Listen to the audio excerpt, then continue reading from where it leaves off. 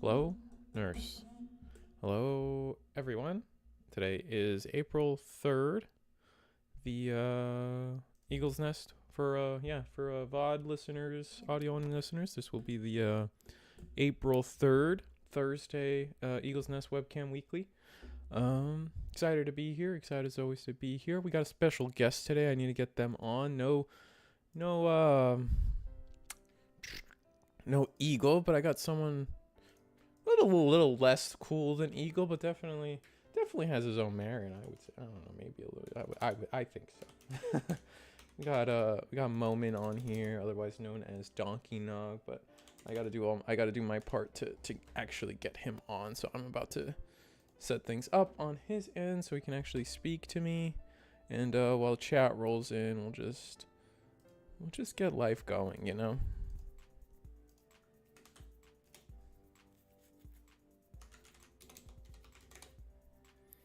But as people roll in, we got 5 minutes before we start. A little late today. Not too big a deal, but also not that crazy, you know. Let's see if I can get the limitless link so I can double check on how many people have signed up tonight. Schedule registration, 17 people tonight. Oh, with a little bit of some people missing. Gonna be a little smaller of a night. Ooh, we got Radioactive playing tonight. That's really fun. We got McCare, Lepony, Lindell Rose, Tessero tonight. Oh, definitely a bunch of fun people. Is that Moment? Is it Moment or Donkey Nog? Which one are we going with? Whatever's easier, bro. Moment is fine. I don't care either way. Fair enough. We'll say Moment. But yeah, we got Mr. Second Place Nationals over here. Very cool. I don't know. Like, I love that we had multiple talks about how Levia was just like better Lord Knight. I remember us talking about that one because I think 2.0 had just came out, and then people were like on the Lord Knight train because it was doing well in Japan. But then I was like, that's whatever. And then you just shut everyone up. You just proved that like Levia, like, it was just better. Like, I think you still ended up having like a Lord Knight X in there, I believe, in the final list. I didn't play one. Okay. There was a list in EU that I think he got like first after Swiss, but he was playing Lord Knight, and then there was another list in NA top 16, I think, that was like doing a hybrid package. It was like Lord Knight X, and then also some Levia stuff. Right. But mine was just like pure Levia. Just pure Levia. Man, that's still like, I just want to tell chat, like, that final, because I watched that live. I was in the crowd, like, front row. With, were you really? Yeah, with Hyper Coliseum. Because I remember we had talked a little bit, like, I think the previous day, or like, it might have been that same day. Yeah. I think it was the day before, because I was getting the update on like how you were doing, what you were playing. Yeah. And we watched it live, and man, that was like a sick final, dude. Like, thanks. Yeah. Because you know, like, because sometimes you just like, it's card games, right? So sometimes you just get, like, it can be a blowout or like not interesting to watch. Yeah, but no, like, I know it was like the big talk was like, oh, Purple's taking over, but like that final was so cool. Like, there were so many like micro like plays and stuff. I know one was kind of a blowout because like it was you found your Psychmon and was able to loop it. Yeah. I mean, I think I like went Anubis Psych. I was like, yeah, that's just, I saw both the broken one. I was like, yeah, so you kind of high rolled one game. The next game was a little back and forth, and like it was just like getting to see like the baiting scenarios with Biting Crush and like establishing that, or not, once it got too late, you couldn't establish it anymore. Because... Yeah, exactly. Like I think I bought like one off the Gabu X, the same thing. I remember this very vividly because I bought like the Psych and Biting Crush. I didn't see the Biting Crush until like the turn when he had 7 sources underneath already, so there's no point in playing it. Yeah, no, and like, but like you said, there's so many micro decisions that it was fun to play also. So I'm glad it was fun to watch. No, it was definitely so cool. Like, because like you're just thinking, there's like, oh, if he Biting Crushes now, he has to Biting Crush his Biting Crush, and then like if he spawns Levia here or like whatever have you, it was just cool. But looks like we got some times or anything. You posted a video, I think semi recently. It was like maybe a month ago at this point, but like you posted about your experience going to Japan. How's Japan? It was really cool. I had been there once already before, but like going there specifically for like a Digimon tournament and like getting to go to the Bandai Fest there was like a really, really cool experience. and then just like meeting East because he's like a huge pillar in our community. Oh yeah. And then like all of the other like Worlds competitors was really cool. Yeah, like what's it like? Was it like did you get to experience like the Japanese scene at all? Like what was your like getting to absorb that? A little bit, yeah. So like we hung out with East, I think like the day before the event, so like the Friday, and he had taken us to his local like card shop. So then like there was like a locals going on when we came up there and we were talking to like the owner and stuff. So like we got a little bit of a taste of it. And then we were like, obviously you just like meet people when you're there. So like I was talking to some of the Japanese players and then like some of the Singaporean players who like played in the Ulti Cup that was going on like that Saturday. And then so yeah, I think we got a pretty decent taste and it was just really cool. Because same game, but very like kind of different format. So right, like it's just like the people part, right? And then like the best of one changes things. What is? Yeah, I mean that part I hate, but I mean it's their rules, I guess. But... I love and I hate it just from the sense of like because we've ran like I've helped run One Piece and I've helped run Gundam and UA at this point. And it's like that best of one, man, you are in and out. Yeah. For those games, I would argue makes way more sense though, because just like how they're structured is so much slower than Digi. Oh, of course. I don't think Digi should be a best of one game. Oh no, absolutely. No, I'm like it's just like well, there's two minds, right? It's more of like you play One Piece or you like you organize a tournament for One Piece and it's just so much faster, so much quicker. You're in and out. 9 rounds takes half the time as Digi. Yeah, and you're like, this is sick. Exactly. But then as a player, I could never want that. So I feel bad that I enjoy that One Piece and like UA or like best of ones. I'm like, man, this makes my life so much easier. But then like it's just like Digimon can't be that way. Like we're just talking about your NA match. Like imagine if like you're best of one and like, oh, I just saw Psychmon, Anubis. Like, yeah, exactly. Guys, like Digimon has like, I mean, card games in general, but like Digimon specifically, because you draw half your deck, you have so many ways to gain memory and do these combos. So it's like a best of one is like it doesn't really show who the better player is in my opinion. Right. Like sometimes, and that happened. I mean, we can get into this maybe later, but like just to say an example, like one of my Worlds matches, like the Imperial player just bricked. And like he didn't get a chance to do anything. So and that's what we saw in the that's what we saw like because we only got to see the top 4 matches. Yeah. Like those were best of 3, but like we basically saw similar to that, right? Like the game, Galaxy versus Imperial, like he like game 1 especially, he like really bricked hard. There was just nothing. He like just did not play Digimon. It was basically a 1-player game in the literal sense. Yeah, that kind of sucks. So. Looks like the pair players are getting sorted, so we can just jump into a random table. Let's see if I can just pick one up. We can pick. Let's pick table 2. I'm just gonna sit in table 2. You can come join me. We'll set this up. I don't really take breaks anymore, so if you ever feel like you need to get up and like walk around, just say something. It's perfectly okay. Okay, I'll hop in table 2.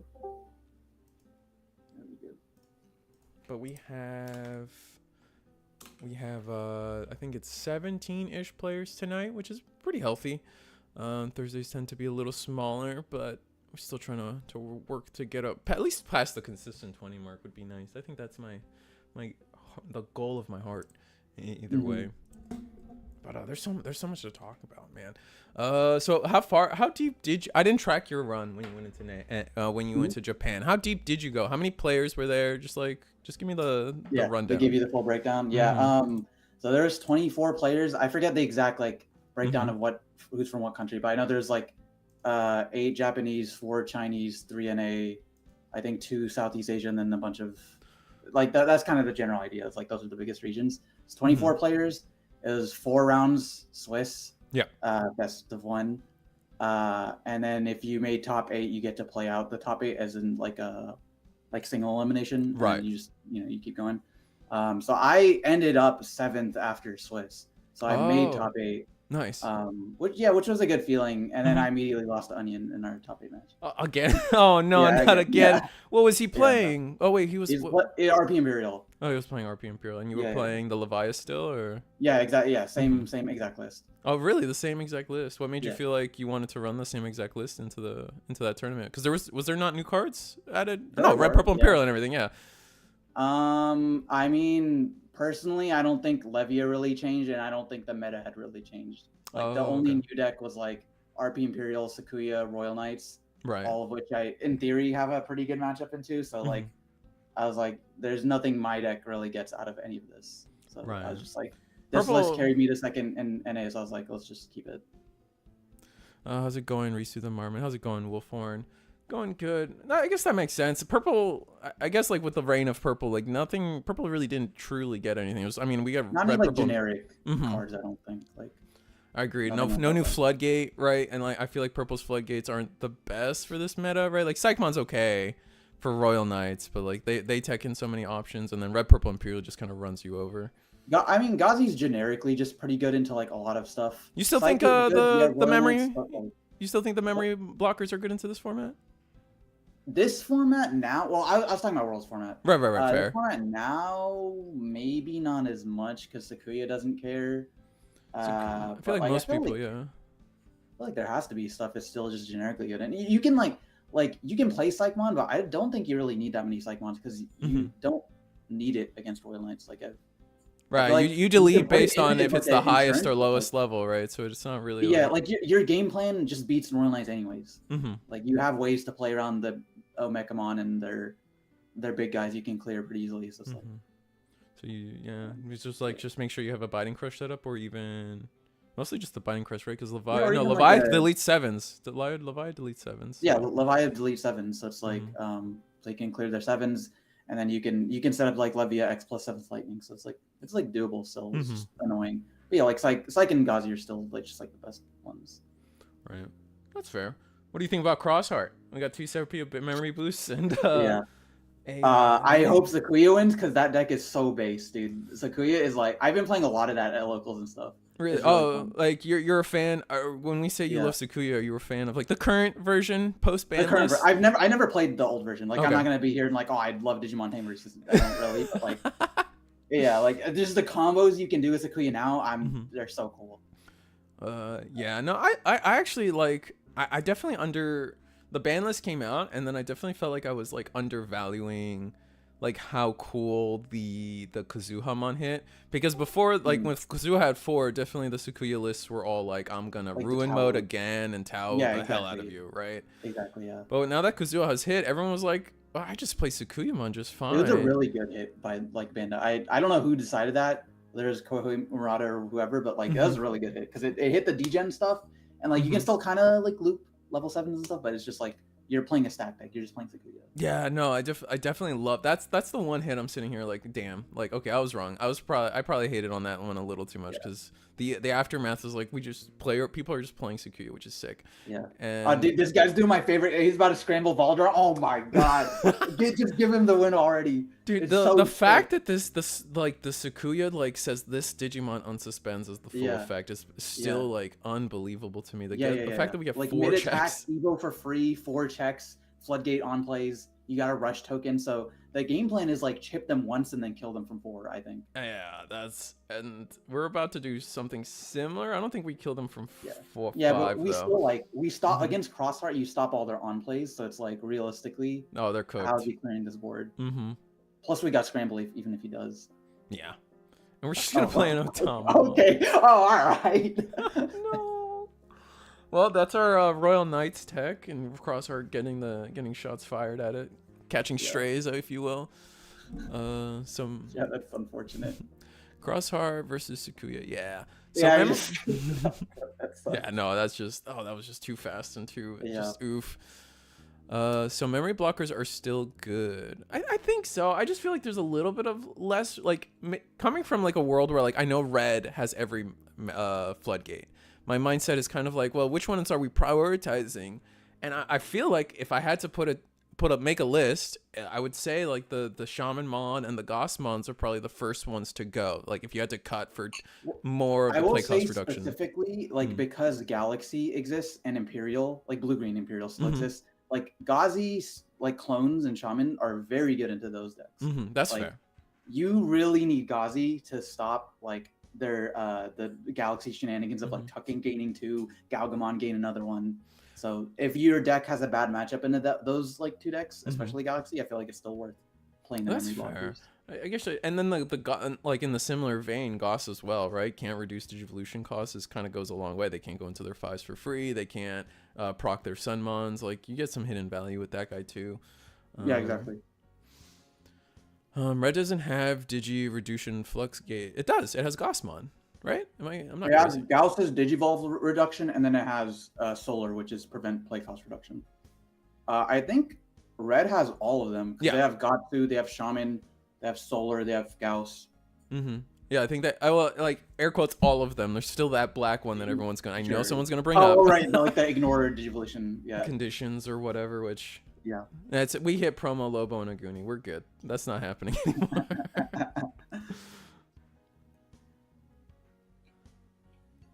I've heard a lot of polarizing opinions on Cross Art, and I've never played against it. Why do people dislike it? Green Hill Mario, that goes back to if you weren't playing back in BT10, where you still gotta remember we used to be 3 or 4 sets behind Japan, and Cross Art did a number on the Japanese meta for a while, along with like things like Yellow Hybrid. Same conversation, honestly. Yeah, they had that in the same format, dude. That's actually crazy. Yeah, they have 4 Sunrise Busters. Oh, we had that for a little bit. Like we had it for like a week. yeah. And again, then the maid mode, the thing like it's just like some of the things we never got. Dude. Yeah, the maid mode play out. Imagine if we had 4 Sunrise right now. Holy shit. Oh my god. Mark, like Shine Gray would be best, like still like topping, I think, because like that deck would still be going crazy. Maybe even yellow. Technically all the new yellow hybrids we recently got could just play Sunrise Buster and call it a day. But yeah, Green Hill, a lot of the hate comes from like at the time when BT10 dropped, I would say that like Cross Art was such a big like shift in terms of like how a deck is played. It was really like the first like, I mean, it was Digicross. It was like it was before Royal Knights, right? It was before 7 Great Demon Lords. Like there was no like alternative playstyle, and it was good at it. It would like you would play X4 4 times in a single turn and just win the game. It was so crazy. Yeah, it's crazy because that was the same format that still had like Grandis and Melga and Alphamon, and Cross Art was still just like, I remember I went to a regional like during that format, and Cross Art was still just like all the top tables. Really? I mean, I think we had like what? It must have been like 1 regional with Cross Art, or maybe 2. It was, because I remember the BT9 stuff got hit pretty soon after. Yeah, it was all one list. They hit BT9. They hit like Doru and stuff, and then like they hit like Doru, Cross 4, Sunrise, and like some other stuff. Oh man, the fact that they hit both, I thought was a little overkill. I think maybe they could have survived with just the Cross 4, but then they were also trying to stop Yellow Hybrid and Maid mode. Yeah. I think especially it was a good future-proofing decision because, like, imagine if Sakuyamon had 4 Sunrise Buster. Well, you can't because they all have to be single color options. Okay. Yeah? Oh, true. I think they put that clause in specifically. Absolutely, they put the clause in because it's Sunrise Buster. I was about to say they definitely put that in because they knew they messed up with like the OG maid mode. Oh yeah, no, the OG maid mode was a little too generic at the time. It did a number on the Japanese scene, except thank you IDBW. I knew someone would say it. I still think Cross Art's particularly like amazing. I know Huang Zero's been had been messing around with it a little bit because you can like it's like the EX6 is a really good card. Yeah, and that deck can abuse Valdarm a little bit too. Okay, and you can get partition off of the Valdarm because if you've like Digicross with a Zeke Greymon too, you've got 2 6s under there. Right. But like other than that, it's still just like a deck that requires like 6 pieces. Yes, exactly. And then the payout is kind of just like okay. I think the payout, once you get to the payout, like you being able to do it over and over again has a lot of net value to it, but it's still like you're searching for like 7 different pieces in a format that's like, I'm going to kill you. All right. Yeah, like you could just be playing Gallant that just needs like a single stack, and then or like Levia that needs like a single stack. It's like and those stacks give you all the draw discard in the world to get to like sufficiently do it. So it's not like crazy. But what's your mindset going forward, Mr. Back from Japan? Going like you just saw the Japanese meta. Now we're gonna be merged with the Japanese meta. Yeah, that's really cool. Like what is that? How do you like? I don't know. What's your take on unification and going forward with this year of competition? I assume you're still gonna try to go for the 2-peat. Oh yeah, I mean that's the goal, I guess. I think unification is really cool. I'm glad that. I mean, being behind was like cool in its own sense, but I think now that we can do cooking at the same time as JP or the rest of the world, it's a pretty cool feeling because then it's like now we can't just copy paste from like old tournament results for them and like know what's good ahead of time. We just have to test it ourselves. Absolutely. Like, creative players will come out on top in that sort of format. For me, I think like the biggest thing for Unification from me comes from like the idea that like I really like the idea that like, oh, a new Garurumon card comes out. I know that, you know, in 3 months, once it gets spoiled, like within a half a month or whatever from spoiler season, I'm getting that card. Whereas before, like, you know, we'd get BT20 revealed. We got 6 months to wait for that card to finally get into our hands. Is kind of crazy. But I can also see like the reverse. Like you kind of alluded to it in the beginning, where like because we had that, you know, 3-6 months leeway, whatever it was, we knew what to expect going into those first tournaments, those first regionals right out the gate, right? Yeah. Now we don't know. And like, so as someone who like actively competes in every regional they can, every Ultimate Cup, like as much as you compete, how do you feel about going into those like week 1 metas, week 2 metas, where like things aren't going to be figured out or as solved, or you don't know what to predict? Someone can just come in with cross art and clear something, maybe, you know.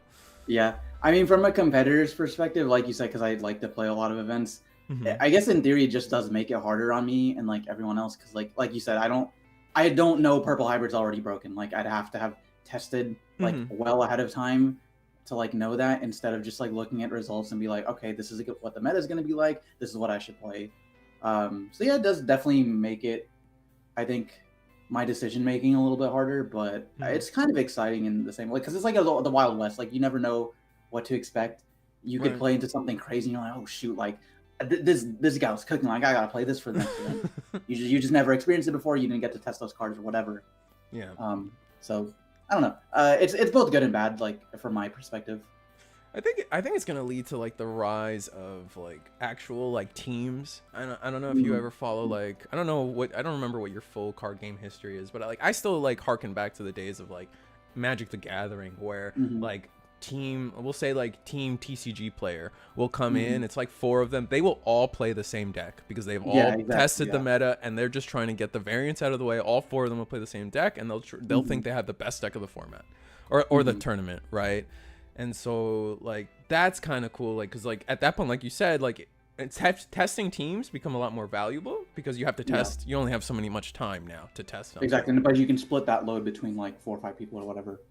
Exactly. So that we might see the rise of that, which is really interesting to me, because often I feel like a lot of times in these anime card games, people feel like they try to take like the like dark tournament Yu Yu Hakusho route, where like we're all or the Bay Breakers from Beyblade, like we're all our individuals, and we're gonna all bring you're the Gallimon player and you're the Dragoon player or whatever. That's not really what card game. That's not helping you as a team to do that. Yeah, exactly. No, that makes sense. And I mean, like I already have like I wouldn't call it a team, but like I have a testing group like I play a lot with, of course, and friends from back home and locals I go to. So it's like I think the more you play with other people and bounce ideas off of each other, you'll probably do well in this sort of format. Because like sometimes people just like don't like Sakuyamon, right? Like people saw it Talup and they're like, okay, this deck is kind of crazy, but like it's not consistent enough maybe for an event. And then Kurova took this deck to Worlds, and he's like, hold up guys, this deck is broken. And then he cooked everyone with it. And then now everyone in the West is playing Sakuya because they realize how insane this deck is. I think that was like, the coolest part about Worlds, dude. Oh my god, yeah, that actually unironically was one of the coolest parts coming out of the Worlds tournament circuit. Was seeing, like, because I really felt like the Sakuya player showed up with a deck that deserved to get the place it won, and the person that won first. I mean, I know the finals was a little bit like half washed. But like that was a deck that deserved to win. Like when you really look at it, nobody was on. Nobody was on Invisi at the time, right? Like literally, exactly. I had talked to him a little bit afterwards about his deck choices and stuff. Just I mean, he's the best player in the world, so I was like, let me pick his brain. Right. And then I was like, why did you decide on Invisi or like these ratios in your deck? And like talking to him, obviously he's a really good player, but like yes, like Invisi is like, okay, it helps your Royal Knight matchup because it's just a body that you can pop every single turn and it dodges all of their effects. And then you've got OmniX for board clear, you've got Mirage for a Floodgate and control, and you've got Galnex to clear. And it's like you've got this big toolbox of just like people didn't expect Galaxy to do that well, especially. And then Invisi, like now, I mean, no, everyone's doing it. Like as I was watching the finals, I saw the Altards getting bought out, and I was like, dude, like this card's crazy. Oh, we all did, dude. It was wild. Oh, that was so funny. Like no one had tested it. Like no one knew, Oh, that's so funny. What else? What else? Anything got you excited for BT21? It looks like I think Crosshair might actually win this, depending. We don't get on. We're past the Valder Arm Floodgate here, but we're still at 5 security. I think we're still gonna be able to take it all the way through. Yeah, I don't know if Sakuya can kill from 5 without like another body already in play. Like we do have a blocker though, so yeah. I mean. But he's got like 2 swings guaranteed. Or I guess he can use his Valder Arm to freeze the other Valder Arm or go Ruin. Like, that's what I was thinking. He's probably going to go Valder to freeze this Valder and then go from there. Maybe suspend. Oh, he can suspend both Tamers. And then we can't use those sources for like crossing. The Digicross, yeah. So we might have the stall here. Yeah. Also, Doruku posted an entire article on the deck. Oh, that's so cool. I didn't know that. Oh, Doraku, yeah, the first place guide. Yeah. Just reading chat. But where are you going forward? Are you looking at 21? Anything stand out to you as a really good deck? I'm coping with adventure, but we'll see. Yeah, I mean, like me and my friends always like one because I like playing events, but also just because I like the game. We always look ahead and like to test like the newest stuff. So literally as reveals are coming out, we're like testing decks. So I've played pretty much everything in 21, and the set's really cool. I'd say competitively kind of sucks. That's kind of been my take too. Like I see some Shine Gray value. Yeah, I think Shine Gray probably made it out the best of all those. Yeah, that Rise Gray is fucking broken, but it doesn't like your consistency issues aren't fixed. So I think that's just like a. I think that Agumon's wild. I just like the fact that you can just scramble immediately into your level 6 blows my mind with that guy. Like it's I don't know. I think Shrine Gray comes out the best. Maybe if I had to make a list, maybe Red Hybrid comes out of it pretty good. If the Emperor stuff works, but we'll see. But I can't even think of the other. The Kato stuff is definitely a wash. So I will say the deck I've been playing the most out of 21 is Megidra. Really? Not particularly because it's like really, really good. I think it's pretty competent. All right. But it plays like if birds or like ghosts, where it's like a self pop deck, and you just like combo off your own deletions. That's so it's like it's like a really, really fun play style. But it's like a fairly competent archetype. I wouldn't say it's tier 1, but I've been playing it a lot. No, that's cool. That's fair. So that's a really cool deck. And then outside that, Adventures like has some really good tools, but you run into the issue of like you have all these tools, but you're never like you don't have a efficient way to like draw into them at the right times, and there's no guarantee you're gonna have the right tools in your deck for the right opponent. Like it's just like I don't know what I would say the issue with that deck is. Like if anything, the plays are very telegraphed because like you know exactly how much memory that deck is gonna have every single turn, and like if you know how much the ultimates and the champions and stuff cost, you can play around effects. And they don't really have like I feel like a solid win condition. Like they have all these really good level 5s. The aces are pretty good, but then like you just I don't know. Like it's like the deck's like solid, but they're just trying to do like level 5 alliance, right? Like it's like it's like a level 5 like Mega Zoo rush deck, I guess. And then and then somehow back it up with aces. But I mean, we'll see. Maybe I know we announced Versus is gonna get some adventure support. That's the reason I'm buying in. Is just like at some point, like if something gets enough support, it like surely. Yeah, exactly. So if they're committing to the bit, I'll go along the train with them. Yeah. Looks like Sakuya, or it looks like we were able to clear that Sakuya board. Yeah. They went into Shine, not Valder. And then I guess they just stopped the Sparrow in the back. Interesting. But then it's like, and so he can heal one, so he has a heal plus a blocker. But like we've got surely we can just like swing with the EX6, pop the blocker, and then that's just game. I feel, unless I'm missing something. Yeah. I mean, I think we passed turn. Yeah. Pop boost. We have blocker, right? Yeah, the Atler gives us blocker, I believe. What card is that? Which one? Is that like Centaurmon or something? Oh, the on Sakuya side? That's a Geogreymon. I think it's a... Oh, Geogray. Let me look. It's pure yellow. It's a pure... I think yeah, it's like the BT17 one. I just don't know what it does. Yeah, I have no idea what it does. Let's see. Geo... Oh, okay. Well, we've got enough memory to do our Sakuya X like combo. So if we've got the gas, like if we've got the cards in hand, you can just kill here. Because we can do the Valderon combo. I don't remember if EX6 or anything has blocker, but we can suspend if it does, and then just close out the game with the unsuspend and rush body. We lost a lot of cards. You see, like the Sakuya deck couldn't find Valder. I think Valder would have won them the game last turn. But now we're here. We've used up our memory.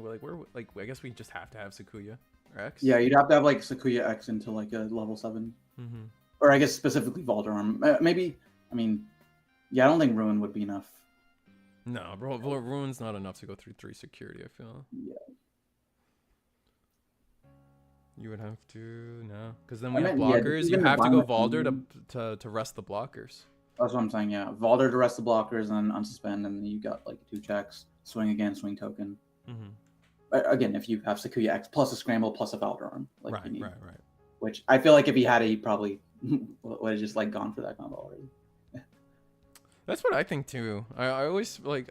I'm glad I'm not the only one that thinks that. Like after commentating the games, I just feel like sometimes it's just like you just tell what they have by the but like how speedy they are. If they just have it, there's something good. Yeah, I played enough games where it's like there's clear scenarios where I'm like, okay, if he has this card, he just wins the game, and like it's simple enough to where your opponent at a higher level should recognize it too. So if they don't do it immediately, I'm like, oh, he just doesn't have it. All right, so then we use a Queen's device. All right, there is the Sakuya. Get the token. And then, we're gonna attack. Okay. Use a scramble. Oh. I think they have it. Maybe he did have it. We're silly. Oh, okay. All right, never mind. And that should be. Well, that should just be game. Spend 2 things. Game back to 2. Unsuspend. Or I get technically unsuspended. I guess playing around the ace, I think might be something we were worried about potentially. That's why we knocked off when Digivolving effects off of the. Yeah, but like, what level 7 aces would you be scared of? I would just I don't know. I mean, you could like Shine Burst, right? Or Shine... Yeah, I guess that's fair. Like a Shine Burst or something. And then token for game, yeah. Or does that thing do anything in security? Or I guess if he's got 2 swings, so it doesn't actually matter. I guess maybe it might do something. Hold on. Meteor. I think it's Meteor. I don't know how to spell. Meteor Rock Fall. But like he had played. I was thinking like, oh, if he pops the rush body, but he had the token on field already, or the blocker token, so he could swing regardless. And it only deletes 4K. Oh, okay, yeah. Oh, you may play one crosshair trait with 4K from under one of your tamers, so you could in theory maybe. Oh, but the deck doesn't... Wait, 4 DP or less? The deck doesn't... runs nothing but level 5. Yeah. You know, you, like, cut the Ballistamon, like, the old Ballistas and older Rulu, so, like, you can't even, like, get another block or anything. That's, like... That's one of the things that, like, I feel like the Bandai struggles with legacy support. They just, like... Like, if you were a cross-art player, and then suddenly you got this was your support, and it doesn't even, like, work with the old stuff, I feel like that says a lot. But we can... Can we go? We can go to table 3. Let's check them out. Oh, we got Nice on Royal Knights versus Gallimon. So this is probably one of the premier matchups in the format right now. I think Gallimon's probably, if I had to make like a top 4 or top 5, Gallimon tends to trend to the bottom of that list. But I would say just in terms of popularity, both these decks are probably 1 and 2. Like. Oh, just for popularity? I can agree with that. For popularity. I'm not even saying like how good they are, but like if you're going to a tournament, you should expect to see both Gallant and Royal Knights. I feel that. Like people, for whatever reason, Digimon players love Royal Knights. I personally think that deck is boring, but whatever. I think it's boring. To me, it falls under 7 Demon Lords. And yeah, exactly. I'm just one guy a turn. You play one guy a turn. I'm like, come on. Yeah. And then they give you the like, I'm not slow playing you. Like the old McDonald's security player. I play 1 card a turn. Like, man, shush it. Your 1 turn stops 4 of my turns. You need to chill out. Mm-hmm. Oh, he's going full combo, full big stack. Oh yeah. Did you get any swag while you were in Japan?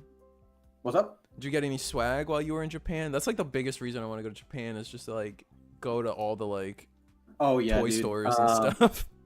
I mean, we hung around Akihabara for like a day, so I was just going in and out of like figure shops and and a bunch of other stuff. Like bought some like manga and whatnot. And that's so hype. Yeah, so I got a lot of stuff. I also stopped by the Pokemon Center. Well, there's multiple, but I went to the one in Tokyo. Okay. And then I bought a bunch of Pokemon plushies because I have an addiction and I can't stop buying them. Oh, I feel you. So that was really cool. Not Pokemon plushies, but I feel the addiction on collectibles. Yeah, dude. And then yeah, I mean, we went to like a couple of card shops that Issa showed us around. So I bought a couple of like just Japanese like singles. Like I bought like a Leviamon X because it's one of my favorite cards, and just some other stuff just to collect. Oh, right. For just seeing the stuff in Japan or Japanese, yeah. That's kind of cool. Exactly. Yeah. I respect that. I think for me, I would. Ooh, are we bigger than that? We are not. Rest in peace. He's 16, I think exactly. He goes +3 from the Wargrowl X and then 13 base. But no, that's my dream, dude. I begged Eggman to bring me a Beyblade or something. He didn't. He couldn't find one. I was like, damn. Yeah, I'm not a big Beyblade guy, but they had so many of those. Like everywhere you go in Akihabara, it's card shops and Beyblades and figures and you name it, they got it. Yeah, dude, it's like literally a wonderland if you're a nerd. I gotta go sometime. I think, I mean, maybe 2026 is my year. I will go. Not saying that I'm competing because gives me goosebumps thinking about competing myself. I don't know how you guys do it. Yeah, it's fun, man. I bet. So now Ronite has 2 Jesmons under their Kingdra Seal, which is kind of not optimal, but we don't least we don't care. We're not like 7 Demons where we like fully care about the names. We just care if there's 2 reduction, aces. If I remember correctly, is just based on sources, but then I guess when you do your Omni turn, you will care about the names because you can only play one of each name. Exactly. We're gonna go cleanly since we're at clean 4 memory. We get to play a Last Guardian, gain some 3 memory back.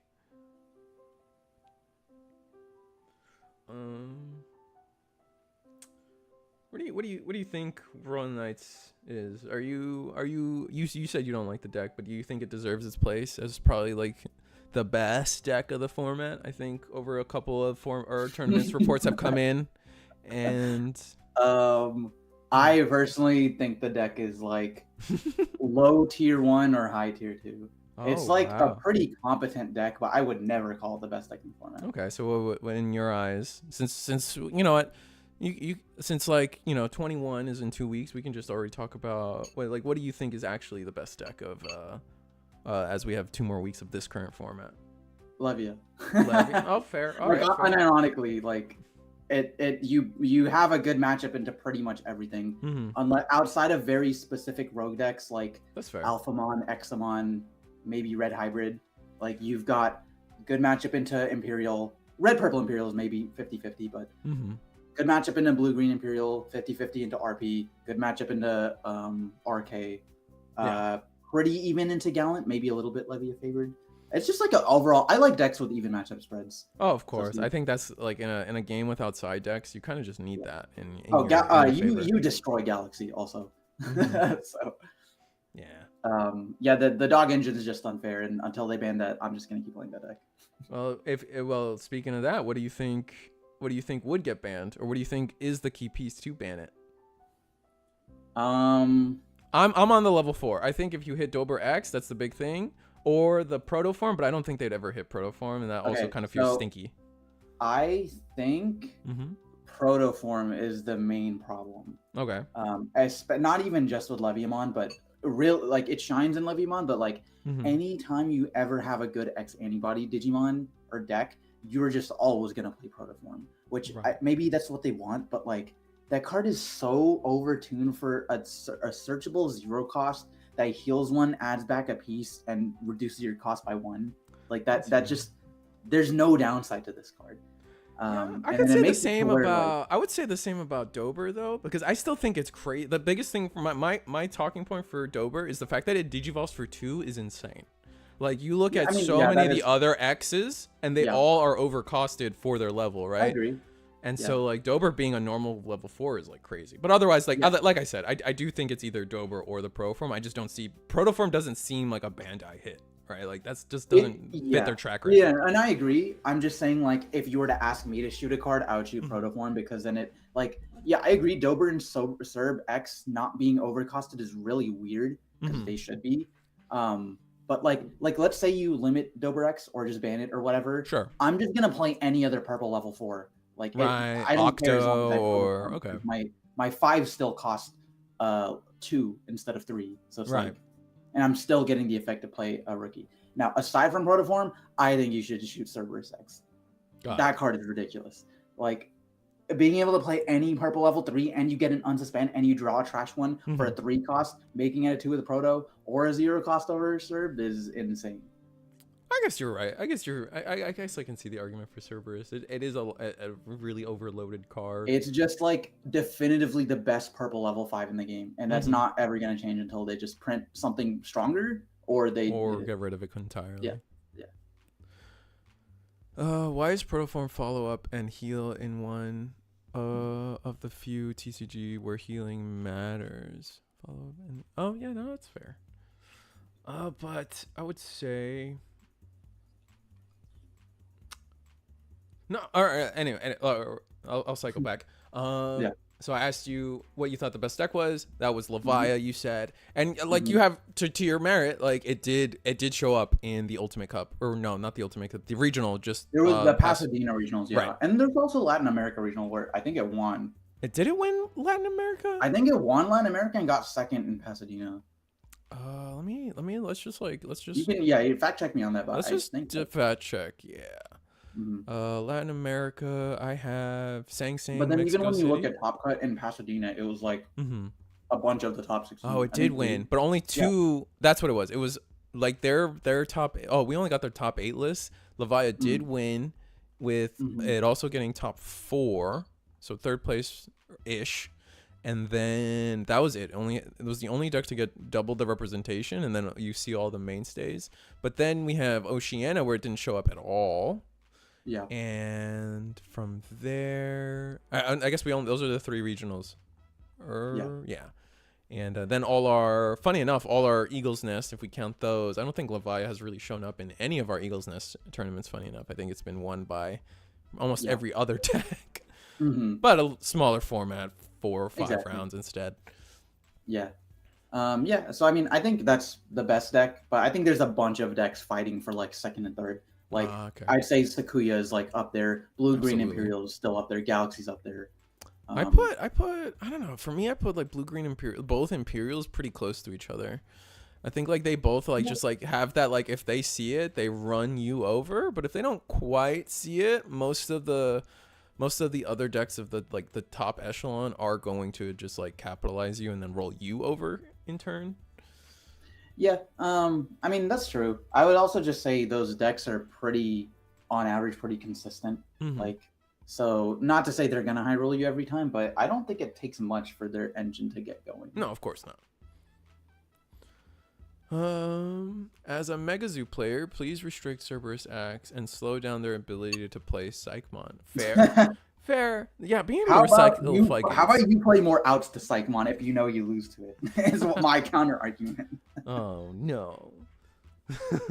Don't hit my boy. Poor Psychmon. No, but you're right. They should definitely hit Cerberus Psych.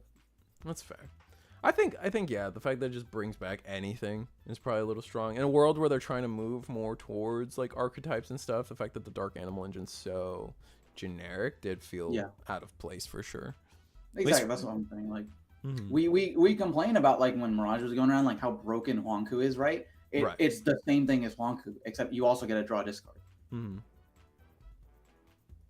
It is the same thing. Huangku. It sets up its own double attack and everything. Yeah, you're right. It sets up a double attack and plays out a guy for free. You can't reduce it by 1 though, which to your protoform point.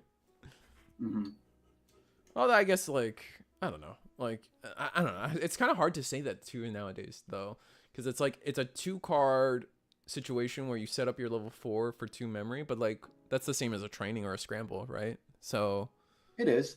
But then what happens when you combine that with training and scramble? You can't, right? Oh, I mean, in terms of like going the whole line, right? But I see what you're saying. I just mean like in the same turn, like not. Yeah. Oh, so it's just like an extra way to generate memory, and then in a deck like, for example, Levia or any other, like a Gallon has a decent amount of draw too, but just like any X antibody that has a decent amount of draw, you'll just see these protoforms and they're just like free Hammer Sparks. Oh yeah, and Hammer Sparks at 1. Oops, sorry about that.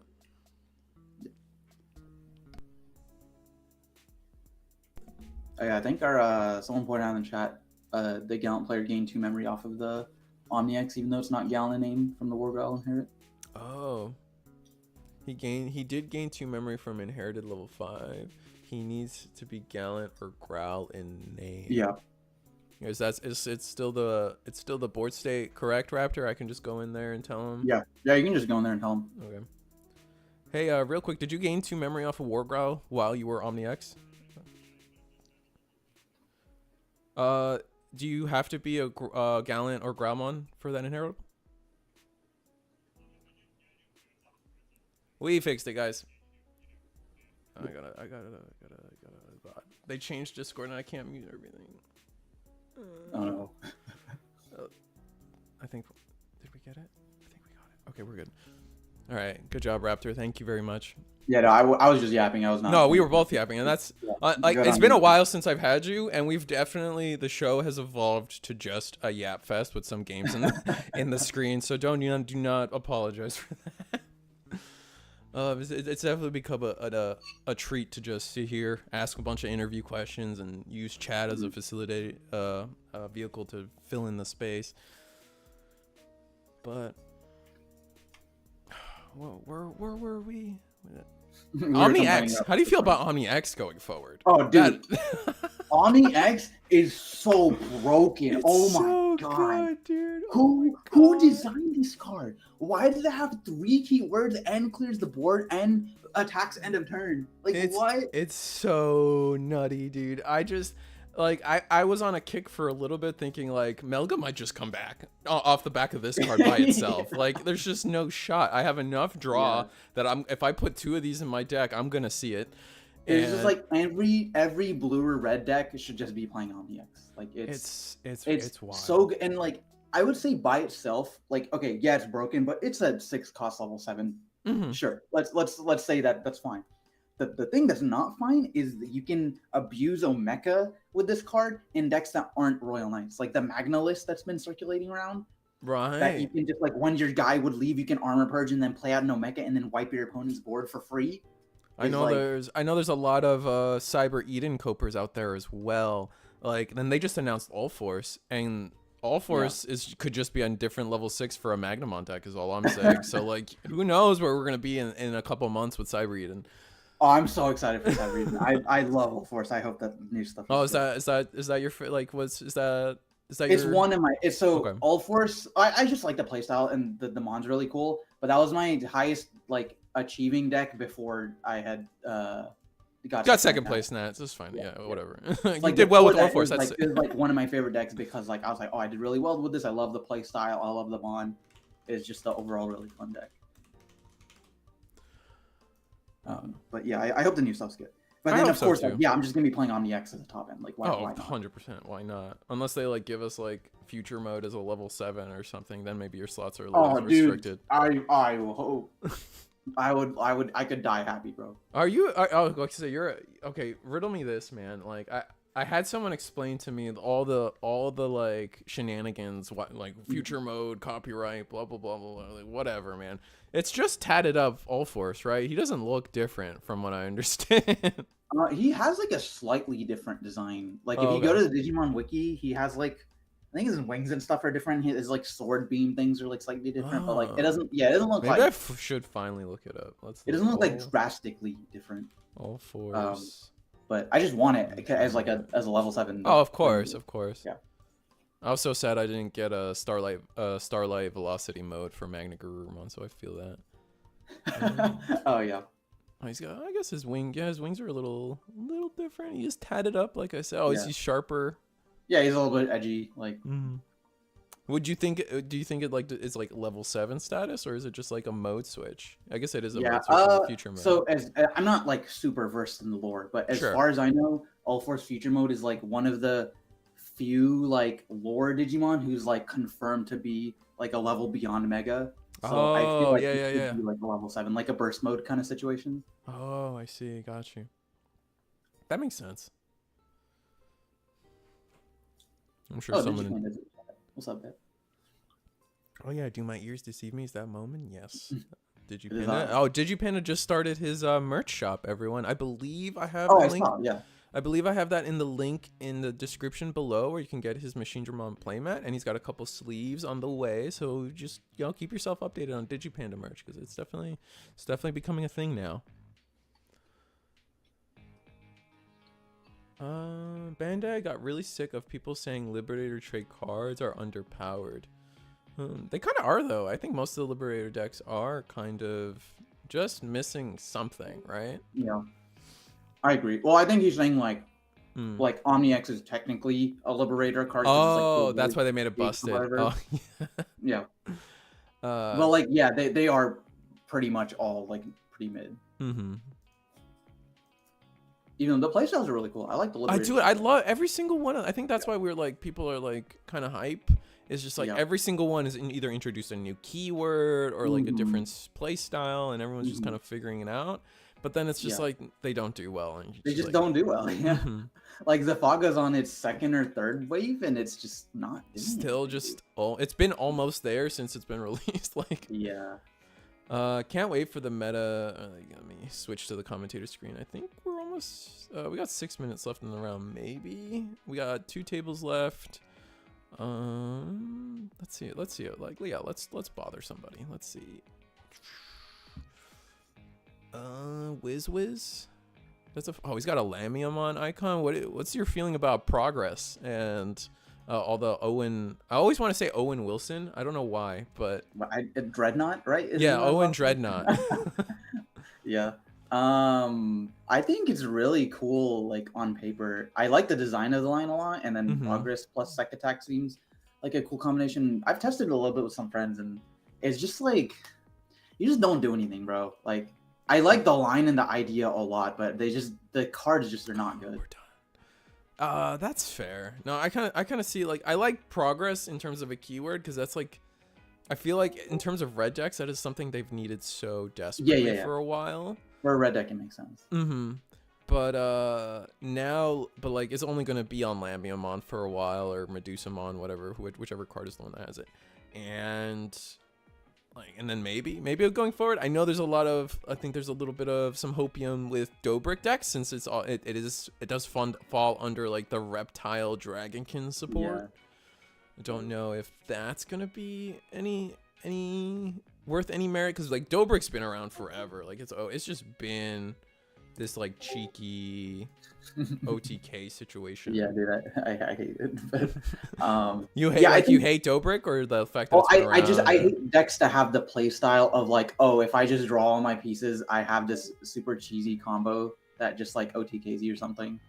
Oh, absolutely. And you know what? So like Dobrik or Tau Loop or whatever, but Owen's stuff is like really cool, but I feel like it falls under the same issue as a lot of the Liberator stuff, where it's like there's just not enough generic support. Like the Ghost deck has the same issue, where it's like, oh, you have these really cool effects that play a bunch of ghosts from your trash, or you have like this new Medusa deck that synergizes with reptiles, but you just don't have a lot of generic reptiles or ghosts that are like good. Yeah, no, absolutely. I think that is one of Medusamon, or I think that's one of Ghostmon's biggest weaknesses. It's just like you really look at the level 4 situation and you're like, these are all bad. These are or 3. Good. Yeah. You just have like the one pretty good line, like the Liberator line, and everything else is just like kind of whack. Looks like birds are about to get cooked here. Let's see. Maybe we don't get big enough. Well, I mean, what are our inheritables? He doesn't have a plus 2k, I don't think. Yeah, we can get to that. I don't know if it's that Pildramon or the other one. That one of them gives plus 4,000, I think. So if we can get into the fighter mode, that makes him 17. Right. Oh, this is the +2, so that puts us to 15. I think 15 is enough to clear that, right? I believe so. Yeah, Crimson Mode's 15. Yeah. Okay, never mind. Yeah, I thought for some reason I thought we were 16 for a second. So common. We have to. It's crazy that we live in an era where we have to care about being bigger than 16. How do you get around that in your you still run the one of Lotmon and just have that carry you over the finish line for a lot of attacks? I mean, it depends on the deck. Like I get for Royal Knights, for example, like yeah, I just have to see Lotmon, or I can try to gamble it, but like 13-14 is so weak to their security. Cyber in chat, how y'all feeling about the Appmon stuff? I just think it's not complete, right? That's like my biggest thing about the Appmon. Like it sounds cool and like it treads on like the idea of DNA where you're digivolving up for free, but there's not enough effects to actually draw into all those pieces to accomplish that. I don't know. So What's your take? So I think Appmon is actually like a really solid wave 1. Okay. Not that it's tier 1, but the deck actually has a lot of draw power. The egg draws anytime you link, I believe. And then Haru, like the tamer, lets you draw anytime you like do your combo. So it's actually a little bit more consistent and explosive than you initially might think. Got you. Because when you do your app fusion, all your guys are like effectively 1 cost lower, so you can get into like your Gaimon pretty quick.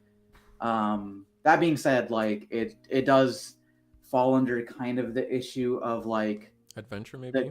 I don't know, like it's not that fast of a deck. Like it requires a little bit of setup, and you don't really have that much good defense. You don't have any really strong aces you can play. You can make your Gaimon. I think there's something that gives it blocker, but that's about it. And you have protection. The level 5, one of the level 5s gets protection. But it just the payout I feel like isn't that amazing, but it's a pretty competent deck. I still don't think that Galactimon option is fine. Yeah, the fact that they wrote that on a card seems crazy, but I'm not. Yeah, I know. I don't know. That's one I don't have an opinion on because I haven't tested Galacti. But when I saw that reveal, I was like, it trashes how many? It just sets you to 1, bro. It doesn't trash anything. No, it trashes until they're at 1, right? That was the wording. Yeah, the fact that they wrote that on a card, it just like has me worried for the future. It's just like, what is it? What is it gonna be next? Like, oh, like we're just gonna print cards that say you can't trash my security, you can't remove my security. Like, how do you like? What's the next step after that? And I don't want to know whether Galacti's strong enough to get there and like pull off the OTK. I'm not sure. I mean, I think it's like the goal of that deck is like you sit on your big stack for like a bunch, like a long time for a couple of turns. And then you just end the game in 1 go, which, I mean, it seems strong, but I don't really know. Did we just give up on the bird side? Probably.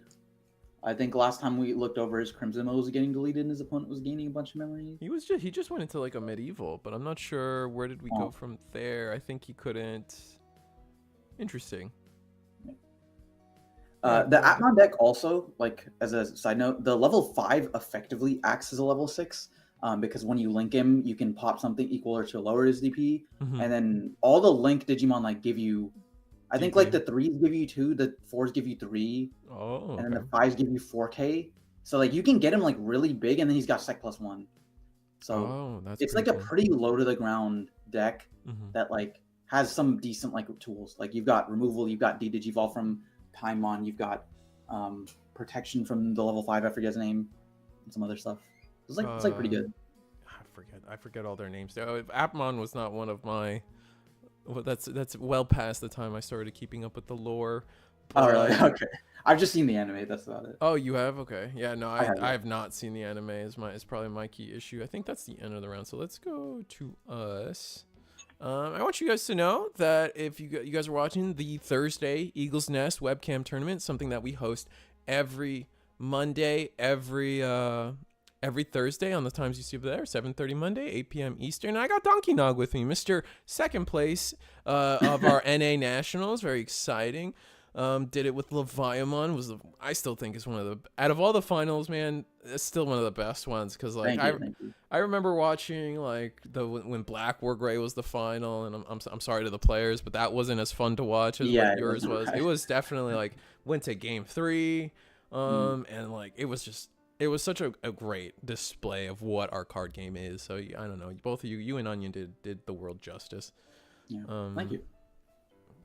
The Atmon 3 Musketeers line is so funny. Little baby Roar. Is there anything you want to plug, Moment? You got anything coming up in the future, YouTube channel wise, content wise? Not really, man. I mean, I'll plug my channel, so go check out Donkey Nog if you want. I'm usually just make ruling videos now, and then the occasional like vlog or other special videos. But if you want to know rulings for the new set, I'll probably have that uploaded pretty soon. That's the only thing I'm working on. No, dude, I definitely miss the Robo Sushi videos. We need somebody like that. Yeah, I know. I'm not one to fill his shoes, but I'm trying my best. No, dude, you're doing a fine job. But if Monday and Thursday isn't enough Digimon content for you guys, I would like to remind you that every Wednesday, every Friday, DigiGuard's got you guys covered, along with DigiGalaxy on Friday.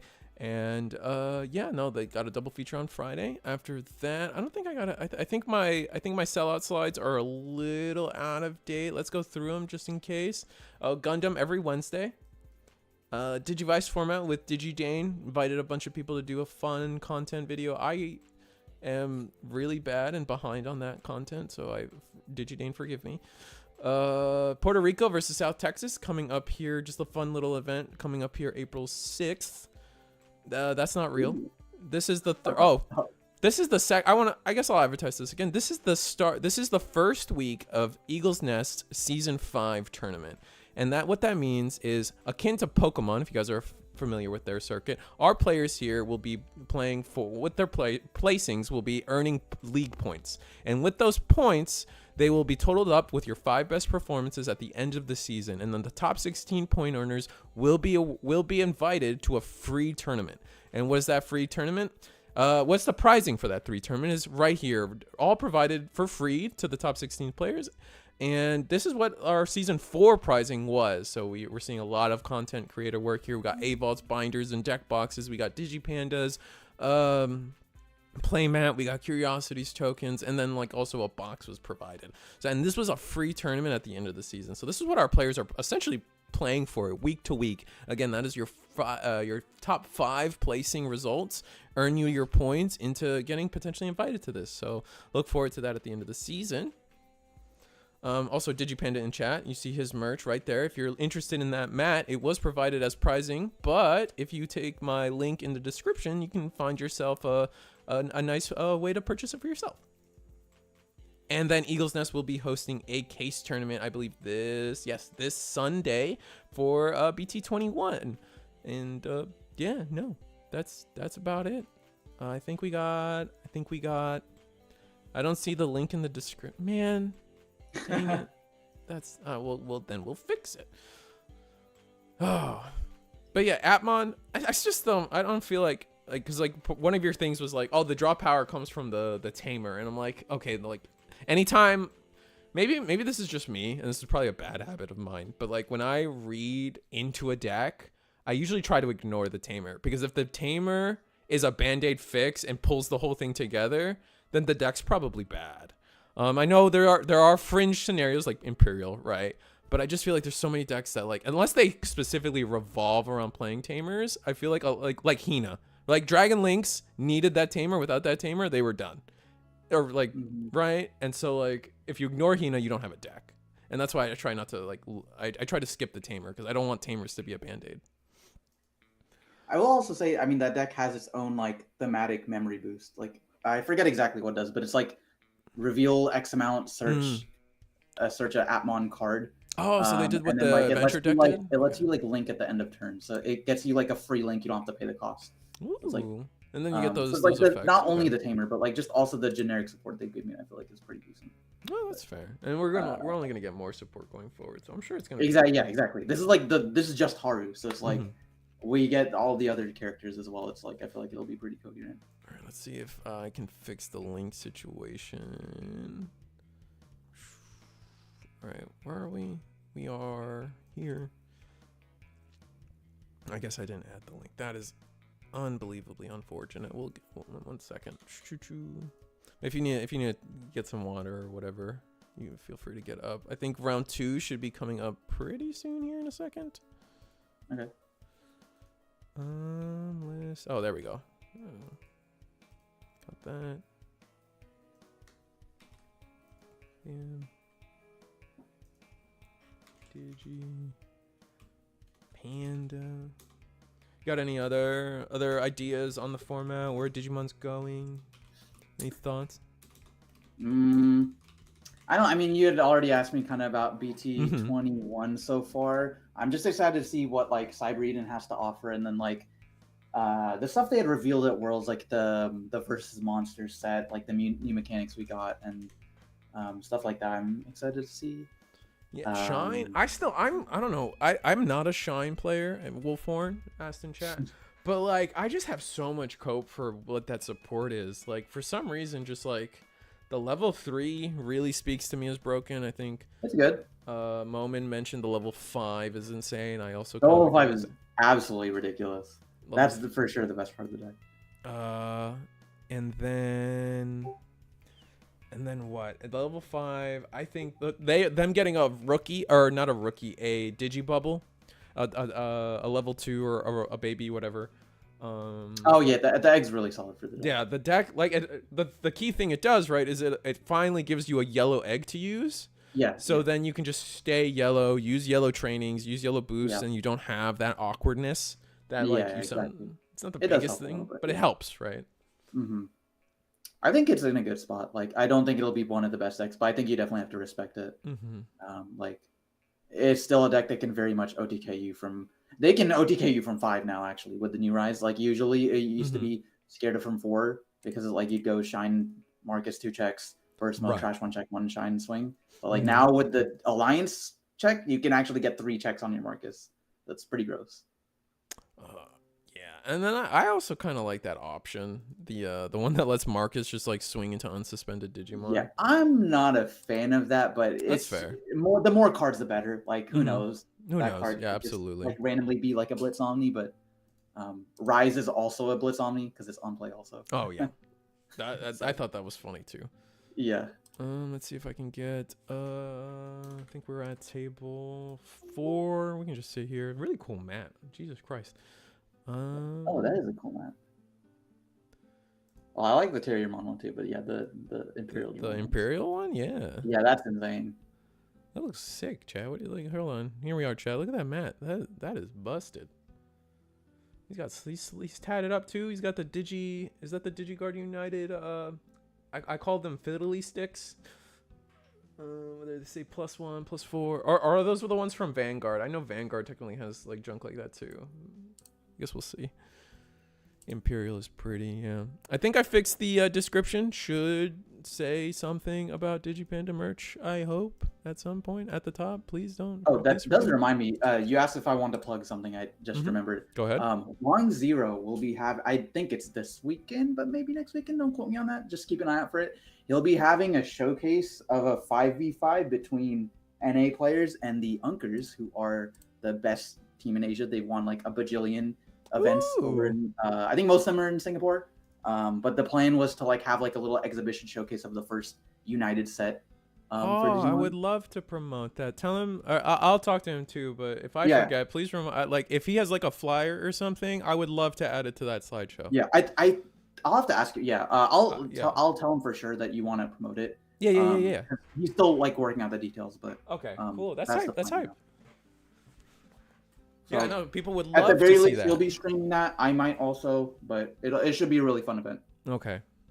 Big fan of the Unkers. That'd be so fire. Yeah, no, dude, no, 100%. Whatever I can do. I a lot of the sellout section is just I do it for free. I do it for the community. So I just whatever I can promote for people, please tell me. Yeah, the idea is to have like a draft pick of like all the newest BT21 decks and like decks that got support as well. So just like picking a deck in the new format. So if you pick Shine, you can take the whole support. Yeah, exactly. Like there's Shine, Red Hybrid, like Magna existing decks that got support, but there's also like the new stuff like Adventure and you know. Where does Dorbrick fall under that when you consider Medusa? Or is that, you know what I'm saying? Like, hello. Robin and Huang are still trying to figure out like all the details of like, okay, for sure. Like a new deck. Like if you got one new card, does that count? But Yeah, and at the end of the day, if it's just 10 people, you guys can just gentleman rule most of it. Yeah, It's exactly. not a big deal. Yeah. Exactly. Yeah. So that's it's the for plan. the fun of it. I don't know if I'll be playing. I hope I will, but at the very least, Juan will be playing, and he'll have a stream for that, and it'll be 100%. I will try to hit him up, but please do for me because I think you talk to him way more, right? He's like an active. Yeah. Oh yeah. I talk to him all the time. He's a really good friend of mine.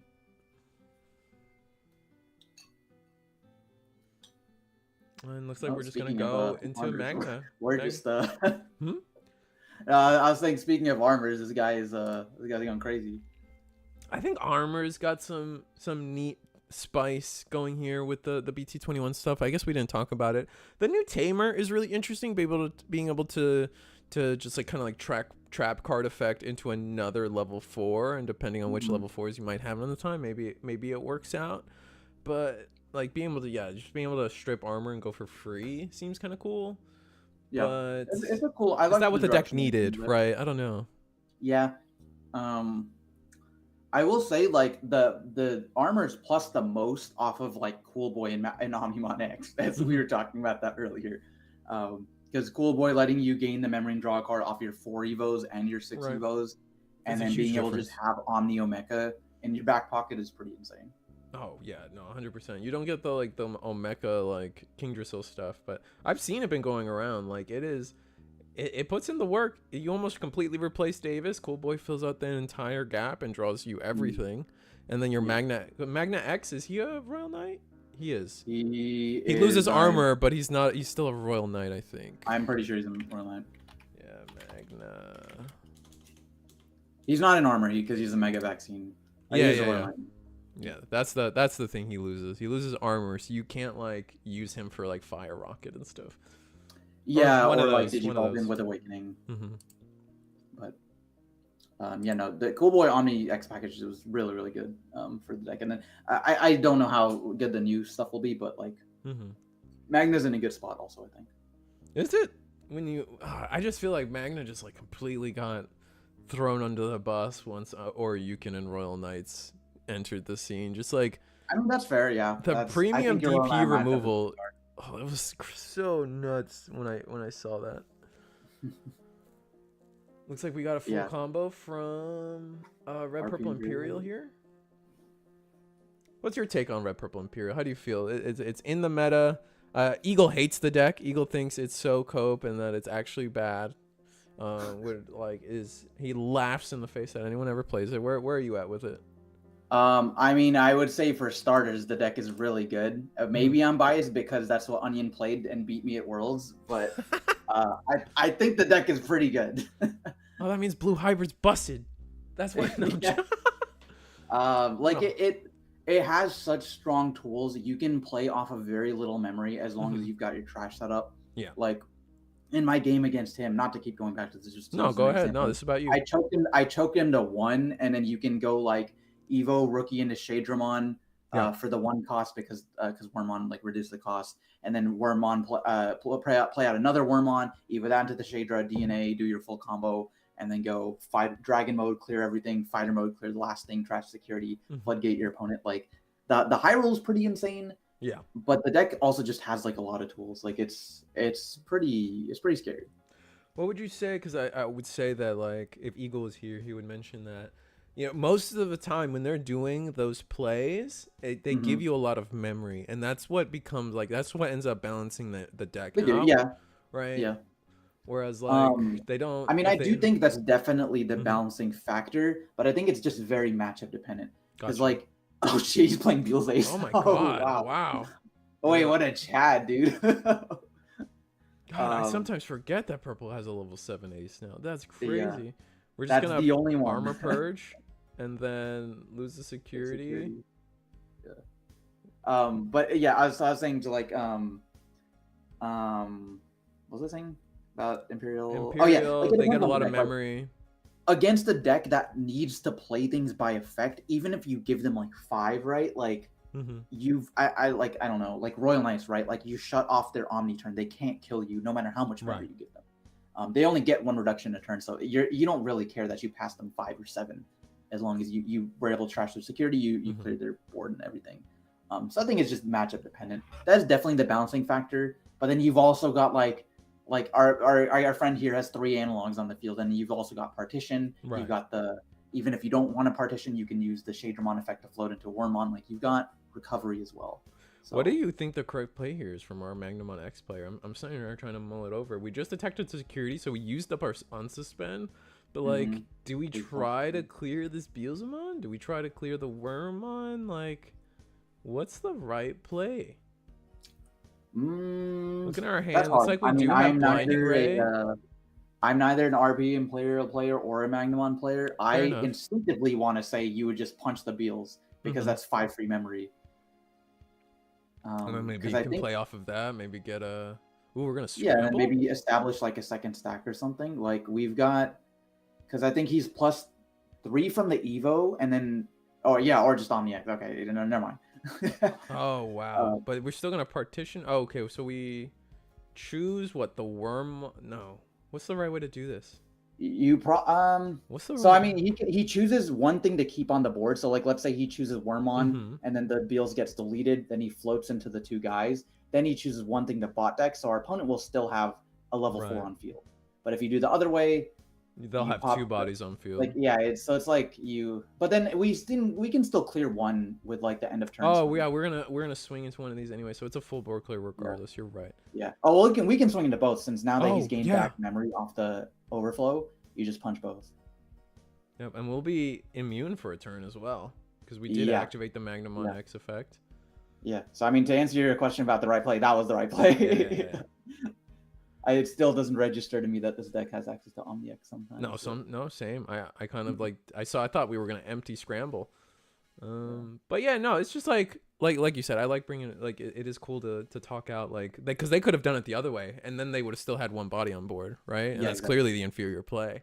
Yeah, it's just you got to think about it a little bit because it's like the partition's interruptive, so that happens before the bot deck effect. So you could technically choose one of the partition bodies to bot deck. So it just depends. All right, we're gonna attack into the Shadra, but this is a lot of memory to give. We also didn't tap the analog youths, which maybe we were hoping to. I think he had bot decked the Beels, so that's you're right. Yeah. So it doesn't get because that's why he was like, I'll choose to keep the Beels alive. Wormmon explodes, and then he bot decked the Beels. The 2 Shadramon come out off partition, and then he punched into both. I think that was definitely smart because he didn't want to give him the 3 extra memory off analogs. All right, so this is a lot of memory though. I feel like as long as like our hand is relatively okay, we just go. As long as we have Wormmon, I was about to say this card by itself is full combo. Yeah, I think this is the power state where I think. Yeah. That's what I was saying. Like if you can get the game to grind a little bit long, once you've got your full trash setup, as long as you've got a Wormmon on the crackback, like he's just going full line again. Yeah. And I think we're at 0 security with 1 blocker. Yeah, so we just lose. We're just gonna scoop up. Yeah. It's a little unfortunate. Well, almost got there. I think that was game 1, so we'll go into game 2 here. What's up, Brian?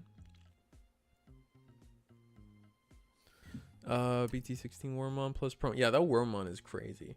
I think also like they've been using Salamon as like a 5th Wormmon as well to try to keep just to have an extra copy of that effect is so important to them.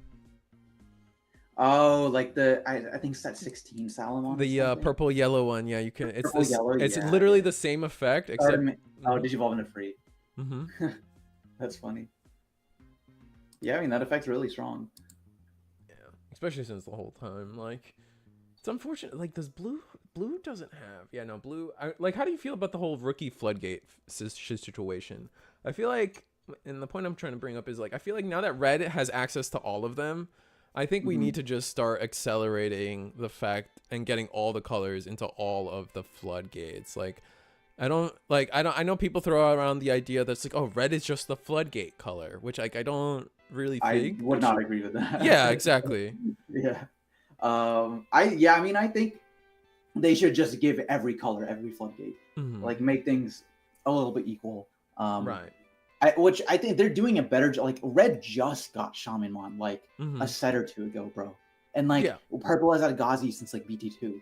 and Terriermon since like maybe 1 or 2 or something. That's absolutely fair. But then they like turn around and like Blue now has a second memory Floodgate along with Black. Like, wait, like couldn't we have done something? And I think Green. I think the Adventure Tentomon is also a memory Floodgate. No, the Adventure. I think the new Tentomon is actually a brand new Floodgate for Green. Let me double check that. Dude, I swear to God. Oh, Eggman doesn't have it yet because it's 21. Let me see. I thought it was new. I could be wrong too. It's reduces the evolution costs. Oh, that's a copy too. Right? No, it's not. No, that's new for them, right? Is it new for Green? Let's see. Because this is why I love Digimon card.dev. Can't reduce. Oh, that doesn't. I guess that didn't. Oh no, because I added a dumb thing. Can't. Reduce and then rookie. Can't reduce. No, that's Green's first time getting anything that says can't reduce. This one wasn't that rookie, I guess, but yeah, like the like Blue has like double Floodgate before like Yellow and like Green or whoever has like the rest of theirs. It just doesn't make sense. Oh, you know what? Eagle taught me the tech the other day. In Digimon card.dev, you can just type Floodgate, no spaces, and it will show you every single rookie Floodgate. Wait, really? Yeah. I dude, forgot. Why? Yeah, dude, that's sick. That's a fun fact for everybody in the chat if you're using Digimon card.dev. Okay, yeah, like Yellow they have reduction, they have can't play by card effect, and they just got Tapier, but they don't have a play cost reduction. Which is big right now, I guess. Yeah. Blue doesn't have. Yeah, Black got the Zenimon, so which I guess that you could argue, okay, the stat line is better, so you wouldn't play Chew, but like now they just have 2 Chewmons. Yeah, and now Blue has Gomamon and was it and Otama, yeah. No, Goma and Beta, because they're both memory blockers, yeah. Oh, this is memory. Okay, right. Yeah, they're both Beta memory blockers. Otama, like who's the worst? I think Green is the worst color for Floodgates right now. I guess now they just got Tentomon. We just got Tento. We have Palm and Terrier, but we still don't have play cost reduction. Black struggles too because they have not only the most irrelevant Floodgate, they have but they don't have reduced evolution cost or I guess can't play by card effect. Yeah, they don't have that either. And then Purple's also behind as well. They only have 2. But I would say those are some of the 2 relevant. Yeah, they're like the 2 ones I think you should get for each color first. But they don't have a Pillowmon and they don't have like a Kokua. Well, I guess most colors don't have a Kokua, but they don't have a Pillow is like the main thing. Yeah, I think or a Siako. Yeah, they don't. I think Purple is the scarier color though in general. I can see why they limit it for Purple just because like they can just bring back. Yeah, that is fair. Like I will say, Purple is the color that has the most recursion, so you'd probably be a little bit like uncertain about giving them every single Floodgate, but. But I do think Yellow has 3. Yellow's really good. Yellow has probably the 3 most relevant ones right now. I guess they don't have play cost reducing, but they have Cutemon. Yeah, can't reduce the evolution cost. Yeah, and then Tapier, which is can't gain memory, and then Pillow can't play by effect. But then Yellow is also like arguably one of the worst colors. Yeah, they do struggle right now. Yeah. It's funny because like I'm still on a bit of like I think Patamon should just be banned, and then we can actually let Yellow be again. Because like the thing is with Yellow, if they make from now on any level 4 vaccine, like I don't want to think about it, man. I don't. Okay, I don't know if I would say banned. Go ahead. I know. I'm extra. I don't. Yeah, I think if they want to future proof it, but like I would not hit it now just because Yellow's already so bad. So if you hit Pata, the color is just actually dead. Yeah, like that card is hard to carry in Yellow. But like yeah, in theory, if they just make any really broken.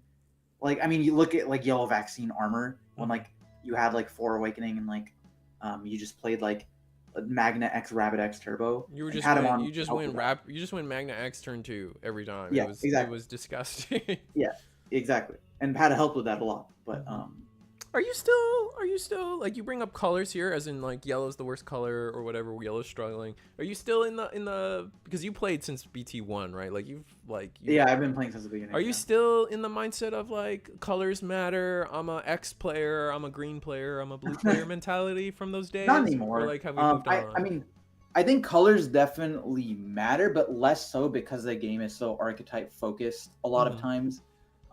Because you have decks that have played so many different colors or decks where colors don't matter. Yeah. But in a lot of decks, your color matters for like what generic support you can play. So like your color will matter for what like boost you can play, or for what floodgates you can play, or for what egg you have to play, or you know, stuff like that, or what like generic level 7s you can play, and you know. Do you find value in that still? Like, what's your preference in a card game, right? I don't know if you are looking at the other card games in the world. Everyone's got colors in their card game. You got One Piece, you got Gundam, you got. So where do you sit with that? Everyone except Yu-Gi-Oh. I like it. I think it's good. I think each color having like its kind of own loose identity earlier on in the game. We're like, okay, like black is like the control color, and yellow is like the healing color, red's like the aggro. But then like we branched out past that to where you can have like an aggro blue deck, like we're seeing, or like a defensive like red deck. I can't think of one off the top of my head, but you get my point. Like the play style was branched out a little bit more, where it's not somewhat linear, and I like it at the point where it is now, because you have decks that have archetypal support, but then you also have the good generic support that you can always splash in because you're playing a specific color. I can agree with that. So you would rather you kind of you like where we are. You wouldn't? Would you change it? Would you go back to a different time, or like where do you see yourself?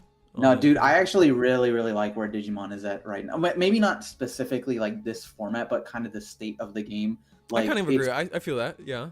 To me, it's so much more interesting than like set 1, set 2, where it's like, okay, you have to play. These are the only good cards in this color. You have to play the same. Oh my god! And like maybe your level 6 will change depending on the deck, but preach. Just oh my god, dude. No, 100%. I like it. Does like it. There is always going to be that sentimental value that people have coming out of like set 1, set 2. It's like, oh, Digimon was all about this or that, and like, oh, like you had to play out of your bad hands, and that was the mark of a good player. And I was like, realistically, bro, dude, like if you didn't see Rookie, you still lost. You lost then, you lost now. I think the skill expression in Digimon, I don't know if this is a hot take, but I think the skill expression in Digimon has gone up significantly since like the old days, right? Like if you look at like set 1, it's like, okay, what are my plays? I'm gonna Evo Rookie, I'm gonna Evo 4.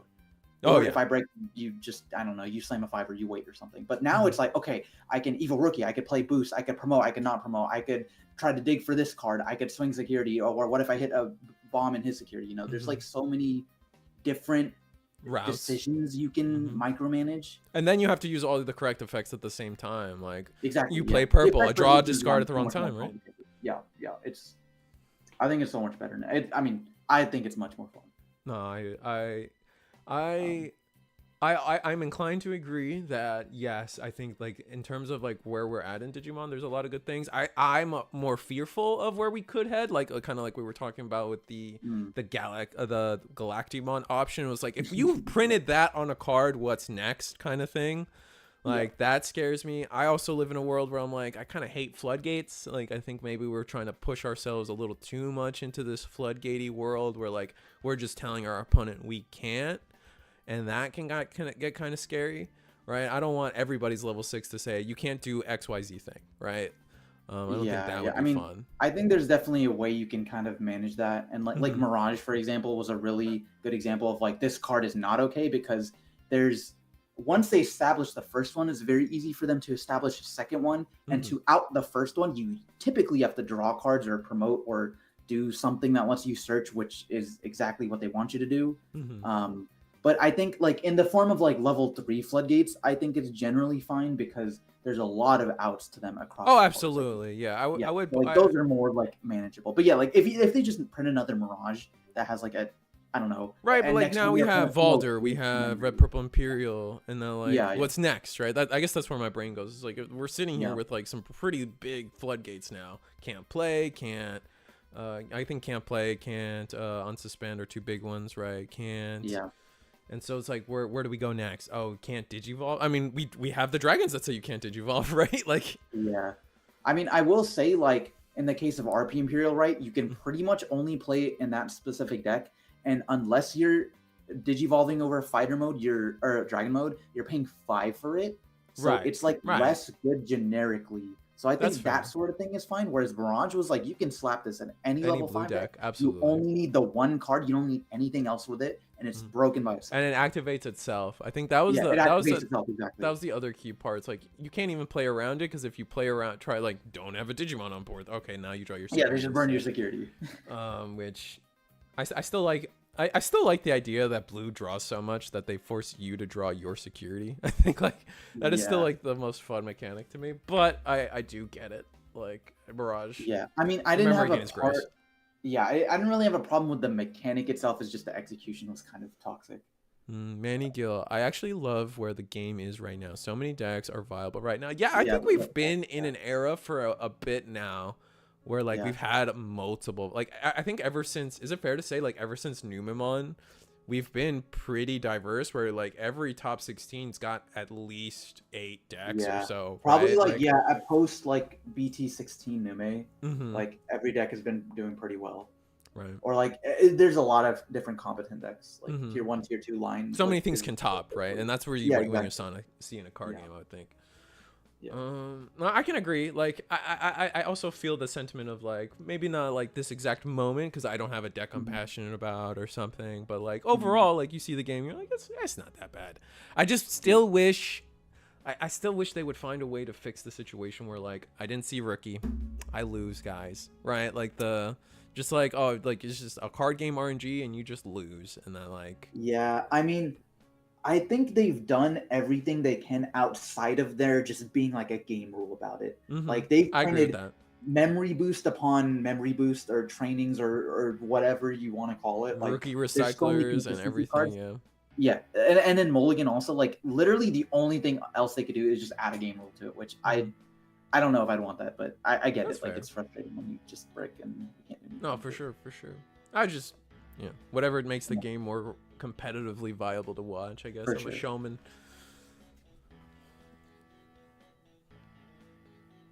And then it looks like this is definitely a closer game here. We have the Magnamon. We can't Red Purple Imperial has done their goal here, but it looks like we're going to Magna X. Do we just win?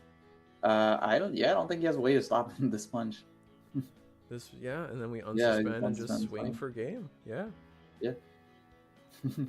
Like that. This is one of the weaknesses of the Red Purple Imperial deck, right? Like they don't have defense. That's what I'm saying. Like depending on the matchup, like the Floodgate doesn't do anything. Magnamon doesn't care about playing by card effects. You don't really do it outside of like a Scramble or a Davis. But for sure, you can live without that. Like. Wouldn't you trash a security going second if it means you could grab a rookie from your deck? I think they're trying so hard to avoid searching in this game. That's interesting. That's interesting. That is interesting though. Like I always like my brain always goes to Vanguard. I feel like you said you've played everything, so that includes Vanguard. I like that's actually like the only card game I haven't played. Oh, dang. Sorry. Right. No, it's fine. Like I know someone in chat will back me up. Like Vanguard essentially also has digivolving air quotes. Yeah, but they have like a separate deck for. Yes, they have a ride deck where that lets them digivolve, and I'm like, maybe that's something like that we could do, but then that gets complicated too. So there's no like clear way to like, I don't know. Yeah. I'm not a card game designer, so that's not my problem. Just right, yeah.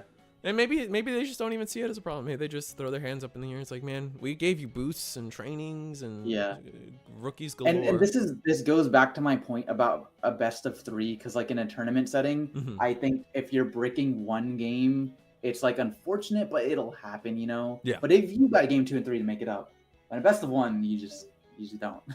Yeah. So there's nothing you can do. Guess we're gonna just squeak over to table 1 here. We got the Gallantmon player versus another Red Purple Imperial. So let's see both sides of Red Purple Imperials. Like I think both like stack decks just work really well into Red Purple Imperial. I feel anything that's not really just trying to promote and then kill you probably has a fine time. RP Imperial, I think, has a harder time clearing Gallant also because their DP gets so big, and fighter mode pops based off DP, and then the dragon mode pops until there's one thing left, but if you're only playing the stack, it's like it doesn't do anything. So yeah, this maybe seems a little bit Gallant favored. I guess the only thing they could do is like end of turn swing in with Retail off their Wormmon effect, but even then you don't only get partition and you're kind of sad. So Forgot to leave when the stream got into the table. My bad. It's okay, Law. Just make sure you do that. But like on the other hand, we've also just been yapping about everything but the match, so yeah, you probably didn't we gain haven't anything. been commentating actually that much. I'm still trying to think, like, would I try? They've just been avoiding searching so much in this game. I think, like, to this day, we don't have anything that searches. One Piece has a single card that searches, or like I have like there's like a blue card that like special summons from deck or something. Exactly. Speaking of that, then, like, Gundam, are you a Gundam guy? Are you going into Gundam, or are you just staying comfy with our digital monsters? So I played it in my locals like beta thing, and the game's fun, and I'm a fan of the Gundam IP. It's just harder for me to balance like 2 card games. So okay. I'll definitely play it here and there with friends, like locals and stuff. Gotcha. As long as the game's not too crazy expensive, hopefully. We'll see. But as far as like what I want to focus on, it's just Digi, bro. I have the most fun playing Digimon over any other card game, including Gundam, One Piece, whatever. So yeah, that's where my heart's at. But no, yeah, I'll mess around with it. That was me for One Piece as well. I still try to keep up with One Piece, still try to be involved, but like my heart is with Digimon as well. Gundam, we're trying, we're seeing. I try not to judge a card game until like set 3 or 4. Give it some time. Yeah. Even the new, are you a League of Legends guy? I think that just got announced like 2 days ago. Like not just announced, but like a bunch of news came out, right? I had some friends who were kind of excited about the card game. I had heard about that. I know nothing about the card game. Okay. I also know nothing about League outside of Arcane. That's my only exposure. Oh wow, okay. So you've dodged that experience. Yeah, I played really like fun. A game or 2 of ARAM here and there with my friends because they're like, dude, you gotta get on. And I'm like, bro, I don't want to get in the League. And they're like, all right, let's just play ARAM. I'm like, okay, this is like kind of fun, but I don't really play that often. Yeah, no, like for me it was unavoidable. I come from like Warcraft 3 and mods and playing that like Gary's mod world of the pre League of Legends or the pre Roblox Minecraft era of gaming. I like to think of it as. Looks like we did attack into the Dino B. They got to play a Wormmon. Yeah, and that's the unfortunate thing is like your ace doesn't stop that, and you've got no way to save your like you don't get partition or anything. So it's just like you just die. But we might still be able to just win, right? This all passed turn. Did we just gain 2 memory again? Oh no, because the Digimon got deleted. Analog Youth, we still get that effect. Yep. Search top. Yeah, like it's and that's the thing. Like Imperial, Red Purple Imperial can work off of no memory basically. Right, even just an Analog Youth. And then there we go. I guess we resolved. That was the Wormmon resolve, and now yeah. So like add something, trash something. And then, did you have the Wormmon in the back? Aren't we just gonna try to like full combo and clear? Or maybe we know. I would imagine he has another one if he did that. Otherwise, I don't know because. I mean, this thing is what I think we're 20k on the Omnimon right now. Is that? Yeah, his only hope is to like swing into with retail and then like maybe try to set up a ace plate for the Guilmon that's coming out. But even then, it's like that's a lot. It's looking good. Project K, right? No, Green Hill. It has a full name now. It's called Riftbound. They announced 3 starter decks. They announced they've revealed a lot of the artwork now. Are you planning on getting into that? I don't know yet. I mean, I'm kind of like what you said. Like, I'm always willing to try it, especially now since part of my life is so invested in card games. But I don't know. I mean, I'm a big League of Legends guy. I play a lot of League of Legends, but like even with Arcane, like I didn't even watch Arcane. Like it's not like. Dude, what? It's so good. That's what everyone says. I'm just like, I don't know, man. I like my little game. And I didn't really need more, you know? Like I didn't need a TV series or ice skating show or whatever. Like, you know what I'm saying? You just like your game and where it's at. Yeah, exactly. That's fair. I was actually on my way to Worlds, like on the flight there. I had downloaded like season 1 and 2 of Arcane. I was just watching that the whole time. Oh, just to rewatch it, or was that your first watch? No, that's my first time watching it. Oh, okay. I had been putting it off, like, because I'm not a League fan to begin with. Right. It's like I wasn't inclined to at all. But my friends kept telling me it was good. I was like, you know what? I've got the time. Let's just watch it. It's so good, man. Oh my god.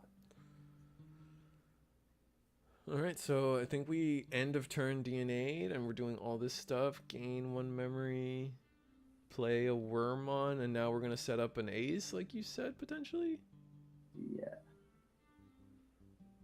Yeah, he's got a swing in with the retail. And then gaining back off the analog, and then I guess he keeps turns. So if he just combos again. Did he not play what level 5 did he play? Or I guess he played a Wormmon off of the Dino Bee, or was it not Dino Bee we went into? I guess we know. It was Dino Bee. I think he just played the Wormmon off of it. I don't know what that Wormmon does. But, yeah, and then float into off the on deletion, float into a Wormmon, go Shade play out the new Wormmon, go into the EX3 Shadramon or something. I think the Pyldra that protects your guys from deletion. Yeah. There we go. But now, there's this one, yeah. And this gave 3 memory, so it's not like we gave our opponent a ton of memory to work with. But we can scramble whatever piece we want back. We can play a rookie to search again. There's probably a lot of stuff. I tried playing Fusion World and BSS. They were when they first dropped, but I have so much more fun with Digimon. Yeah, man, like I will give One Piece out of all the Bandai card games, and maybe even Fusion World, that they are infinitely more a better competitive game than Digimon. Like if you just want a game where fundamentally the better player wins more often, and that's what you deem as your metric, which I do. Your metric as this is a competitive game. I do think that One Piece and Dragon Ball probably clear that. The better player wins more often in those games than Digimon, so they are more competitive. However, I just think Digimon's more fun. Something about making my little boss monsters and playing my little tamers and Digivolving is just infinitely more fun. Digivolving, drawing cards is fun. Getting all your mechanics, whether you want to play a hybrid deck or a cross swords deck or whatever, is like so cool. Also, he scrambled back at Rush Gill, so we've got 2 swings. So I'm pretty sure this only pops. Oh, no, it pops one thing, and then I think it lets you Digivolve into fighter mode. Yeah, that's it. Because all right. if you Digivolve from trash, yeah, that's disgusting. Yeah, now okay, that's just GG, I think. Unless we've got BT13 Gallant. We might. Yeah. Is it not a blast DNA? Is it just straight up a blast? Wait. Oh wait. No, never mind. From hand. It's a blast DNA from hand. For some reason in my head I'm like, I don't know. Whatever. It doesn't matter. I think he has the Paildramon, like he tucked the Paildramon underneath that. Yeah, it's all the way at the bottom. Yeah, you're right. Yeah. It is a blast DNA. Right. Yeah, I think they're just BT13 out there only hope. I think they're just talking it out, but I think looks. Oh, we're counting out. Oh, do we just have it?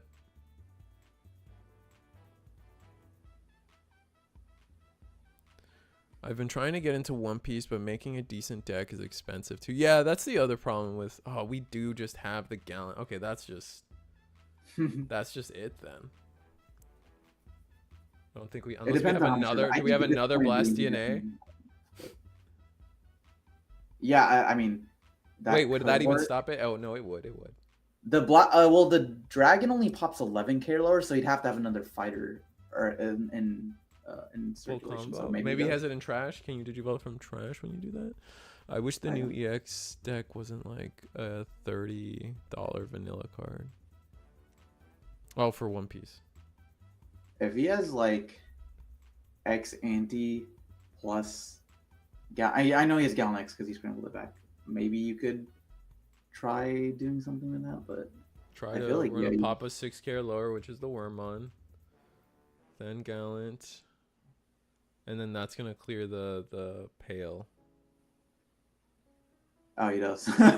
Yeah, because Pale lets you, if it would be deleted, you can DNA from field into something, but you don't have to worry about that. So yeah, you can just pop the Worm and then Digivolve Gallant X and then pop the Pale. And then we were so close for Red Purple Imperial to come back, but no. Wow, that was a really good game. Oh my god.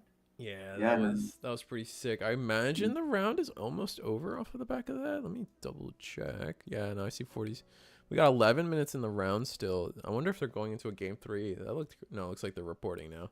Let's see if there's anybody. We got We got Birds at table 6 versus Lepony, and then Tessero versus Nice, table 7, still unreported. I'm not gonna go watch Tessero.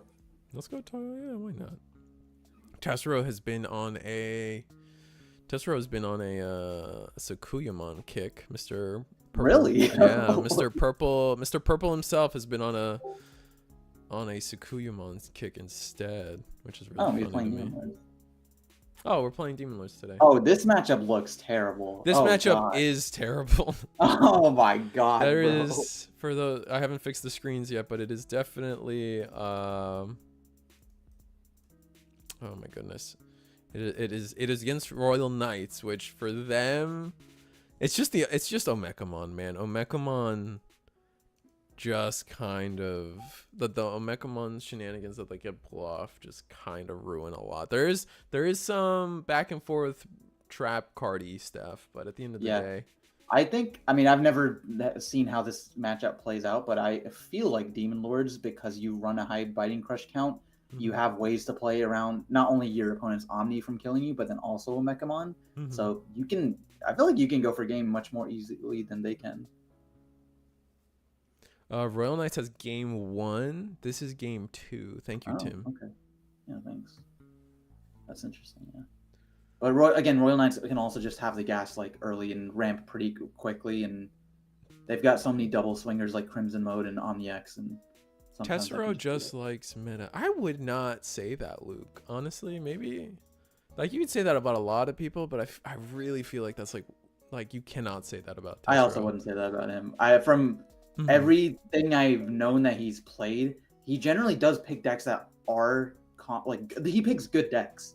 Right. Yeah, he's not gonna show up just to lose his lunch money at a local, you know. Yeah. But at the same time, I also don't see him as like meta chasing. Like he's always like, you can usually predict what Tessero's playing. He plays the decks that he likes, and you know that he feels like has a chance of doing well. Like he's playing Demon Lords. He played Demon Lords for Nats, which I mean obviously was a good call because I mean won the whole thing with Demon Lords. He's been also recently playing RP Imperial, which I think is another really competent deck. Which those are purple, right? He just always again, that's what he likes. My guy won't play Necro. He tried. Yeah, bro, exactly. He's played Barba. He's played Barba. He's played what's the stupid pack filler deck that they keep? What's the purple yellow one? Nightmare Soldiers. Oh my god. He's played that. He's tried to make that work so many times. He's tried to make what is it called? Oh, the Jesse and James deck, Mummymon Arukeni. He's tried to make that work. Yeah, exactly. Man, I'd never have lunch money. Yeah, I think he likes his jank just as much as he likes his meta, but then when he's playing for when he wants to do well, he'll avoid losing the lunch money. What's it called? I didn't come up with that Jesse and James chat. That's straight off of, I can't remember his. That's really funny. CNT Elixir. I say Kent Elixir, but that's not how you say it. Yeah. That's off of. I took that one. I yanked that from him. He is there. That's funny. Tessero's security's been a little cracked though.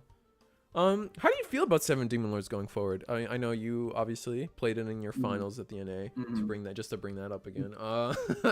But like 7 Demon Lords, I feel like lost one of its weakest matchups, right? Purple hybrid. But how do you feel? You lost your definitively unwinnable matchup. I think in general it seems pretty good into the field. Imperial probably is hard, but you seem like you have a good match against Galaxy. Gallant seems good. You play a ton of kill options. I feel like the meta's slowed down a little bit just because of the loss of that. But yes, I feel like it's in a good spot. I feel like maybe not one of the best decks, but not the worst by any means. That's fair. Yeah, I still don't know how to get a read on it. I was expecting it to at least make a top in these top 16s that we just saw over the weekend, but not a single one. So I feel like maybe I'm just off. And here we're about to see Royal Knights take it again, I feel. I was going to say Royal Knights also, because all of your options really only kill level 6s, their Oryukins and Omnimons and Omnimon X's are kind of just free to do whatever. Do the Chaos Mode effect. Yeah. Oh, and you also like I don't know how much this impacts the deck, but Demon Lords did actually catch a stray from the ban list. Calling. Or I guess, no, sorry. Well, no, not. I was gonna say Shoto, but I forgot it's a pair restriction. It's a pair restriction, yeah. So they can still do it. Yeah. Okay. Alright, so where are all these effects going? The first deletion effect will hit this chaos mode, and then yeah, the problem is like I think Oryukin is a mandatory -16, so at some point you're gonna have to resolve that. He'll get to float into. He's got Levia in there, but then we've also got the Biting Crush, so maybe he floats into like a creepy pop something. Well, I think the Biting Crush came out of security. Did it not? Oh, did it? Okay. I think it did. He can still at least float into the Levia off the Lucemon. Yeah, he doesn't have Levia X though, which is unfortunate. If he had Levia X, this would be a lot cleaner, right? Because you would delete. I mean, it would, but he can still just pop Oryukin and pop another 6 to gain 5 or gain 7 memory. Oh, true. So delete lowest, or no, delete highest then highest lowest. And lowest, yeah. So the highest is one of the level 7s. Yeah, which you don't want to pick an Omni because he's got Last Guardian. Oh, did we just decoy the? Yeah, I think we just decoyed, and then Analog Youth, 3 memory. Oh yeah, the token. Oh no, Cool Boy, not Analog Youth. Sorry, those are. Oh my God, those are Digimon Emperors. I think he's trying to resolve Cool Boy to like free play no mecha. So, it would go like you go, or you can kill the Lucemon. Lucemon floats into Levia. Levia will try to kill one of the guys. You'll get to float into a mecha. Then it kills another guy, and then Omega's effect will resolve. We're gonna do the pawn device effect, which is, I don't think it's relevant here. I think it like deletes a 4K or something out of security. Yeah, it's an 11K, I think. Dang, this mic is always so quiet. I can't hear it all. Whose mic is too quiet? I can maybe try to fix that. Sometimes it's on my end. Most of the time it's on. It could be me. I don't No. know. It could be either one of us. I play with my sound settings probably more than I should. So, Daryl Fingers, if you just wanna, if it's me, Risu, or Donkey Nog Moments mic, let me know. I'll try to fix it. I do. Sound is one of the as the deeper I get into streaming, sound will forever be the most annoying thing. Yeah, dude, I had kind of figured out my sound settings like when I first started YouTube. I haven't touched them since. I'm pretty sure I forgot everything. It was Risu's for a moment. Oh, maybe I was just being a little quiet and talking away from my mic. That's fair. I'm really bad about that. Looks like Run Nice just takes both games here into test row, unfortunately. Yeah, how much time we got left in the round? We have 3 minutes in the round. We still got Birds versus Lepony to go, so maybe we just take that over. Yeah, why not? Yeah. Oh, wait, this is the Crossheart versus Birds. So this is fun. Yeah. We saw both of these players earlier in the day. I didn't realize the Crossheart player was Lepony. He had judged a couple of my matches at Nats. Oh, that's funny. Yeah, he's a cool guy. Go, Lep, go. Oh, Gravity Crush, let's go. Wait, okay, but Birds is so cool, though. Birds is really cool. Birds is just one of those, like, decks that, like, everybody wants to see win. Yeah, it's just, like, the deck is, like, so, it's, like, always in a bad spot because of the meta. Like, I don't think, I'm an avid Birds player, and the deck itself is, like, fine. I wouldn't particularly call it broken. The deck does a lot, man. Like, it has combos. But, like, you just get griefed by like all the bounce and source strip in the meta. So it's like, dude, I can't play this if everyone's playing Hexablow or Imperial or whatever. Yeah. Part of me wanted to build Birds. I think Medieval was such a big boost for this deck too. Like Medieval is good. The only downside is it's a virus, so it's not as searchable as the rest of your line. But isn't the most of, if not all, the search only cares about being at red. It's what you can't do is you can't discard it off of Bio's effect because Bio cares about discarding red vaccines. So Bio cares about type, like if it's a bird or avian or whatever, as well as Sora. but the searching off of Akiho as well as your Biyomon rookie are both red vaccines. Oh, okay. So that like the BT11 stuff cares. Yeah, the BT11 stuff cares. But then there's other stuff that just like searches pure red, which is unheard of. Like I've seen them search. The only card that does this is Biyomon. Oh, okay. BT 14 or 15 Biyomon, whichever one. The starter main. So that card's really good because it can grab like your medievals or your gravity crushes or whatever.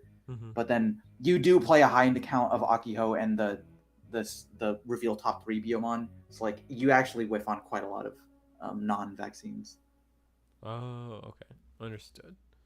Looks like McCare on Birds did end up taking this, and then we're just kind of explaining what a cool combo of just like you ever do that, like you ever go to locals or even at a big tournament, someone like pair up into someone, they have a cool deck, but it just like whiffs or something, and you beat them, and then just like, bro, I kind of want to see what your gameplay was. What's your combo? Like, like what was I want to see where this goes.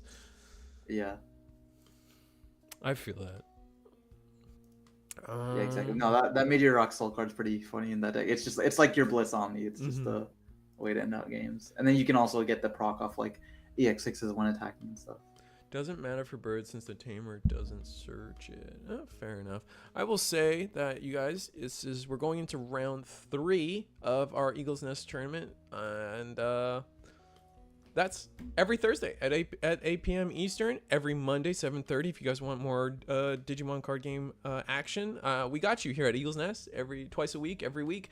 This is the start of our season 5 tournament. Players are starting at 0. Well, started on Monday with 0 points, and it will be earning points for the entire season, and our top 16 points earners at the end of the season will be invited to a free tournament where they're going to see some pretty cool prizing. This past prizing, we saw a lot of merch be sold, Digipanda merch, A-Vault merch, along with Curiosity merch, and along with Eagle offered up a box as prizing for a completely free tournament to our top 16 players. I'll show you on that screen in a second. Here you guys go. That was the first place prizing of that tournament. So if you guys want, if there's ever a time to start playing in these webcam tournaments and getting some action, some cool prizing, and that's to say, like, this was the invitational. Every tournament here at Eagle's Nest has great prizing. Every tournament is a win a box or a split a box or whatever. Cash payouts if you guys are from like a different, even if you're in an A, but cash payouts for those from Latin America or Oceania or Europe and you want to participate and you don't really want to handle with all the shipping rules that kind of come with that. You guys know what I'm talking about. You just get cashed out and then suddenly you just like enter a tournament for I think it's a $10 entry fee, and then you just get cashed out like $50 at the end of the tournament for winning. Like, it's kind of crazy. I think it's more than that. Well, whatever. The numbers don't matter. But beyond that, I think Moment also mentioned that Hong Zero's got a potentially a 5v5 or a 3v3 with the Unkers from Japan. Yes, sir. Yeah, I believe that'll be this Sunday. Don't quote me, but this Sunday. We'll confirm with him. But yeah, the plan is to do a 5v5 between the Unkers, one of the best teams in Asia, Digimon, versus 5 NA players who the members I don't know exactly who. It'll be a fun event. We'll be drafting BT21 decks, so just giving you guys a showcase of what's good in the new set. Oh, you think it's this Sunday? All right, I'm gonna ask him because then that means I don't have a way to advertise that. Rest in peace. Yeah, you'll have to confirm with him. I think that's what his plan was, but no, you're good. After that, we can go to a quick break. Did the pairings go out? Let's see. Oh, new round has started, so our pairings are out there, right? Yeah. Yep. So we're just gonna go to table 1, see what Michael's been up to tonight.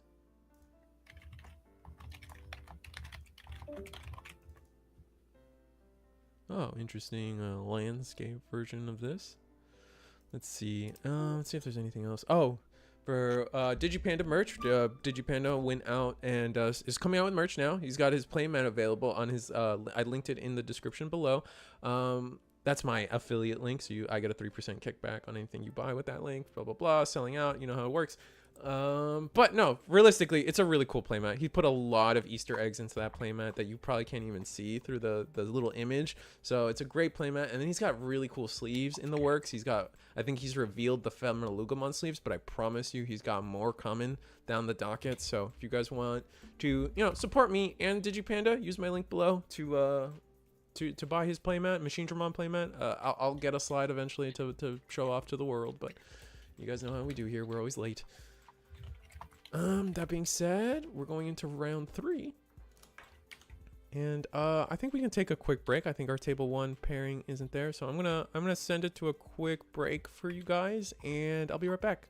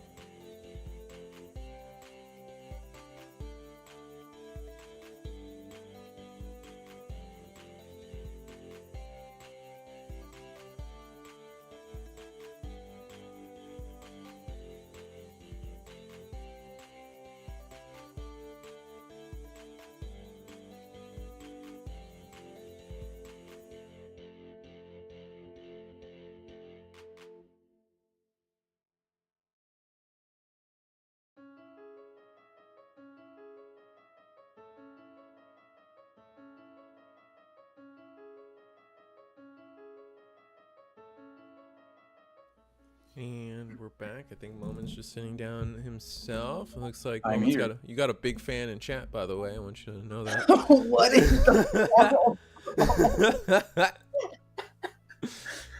Who is this? No, that's the Supreme Leader, Kingdom Uno, man. I don't know what to... Thought it was pretty... I know you can read. Oh my god. But about that later. Gonna have to translate that in a minute for you guys when I get a chance, but I trust it. He's been nothing but funny. It's like we got what, Gallant versus Imperial? Yeah, it looks like Gallant versus purple, green, blue Imperial. Which how did you feel about green, purple Imperial before the ban list and then after? Did you feel like it deserved to get hit at all? And then after the aftermath, how do you feel about it? It's interesting. So I think, yeah, I think it deserved to get hit because for a little bit in like set 16, 17, the deck was pretty crazy for us. Mm-hmm. But I think the idea they had where they just kind of wanted to hit it a little bit to limit the amount of crazy combos you can do is good. But the execution of hitting that Stingmon was interesting. So you would have hit something else, or so So you think it did need to get hit? So what would you hit it? What would you have hit instead?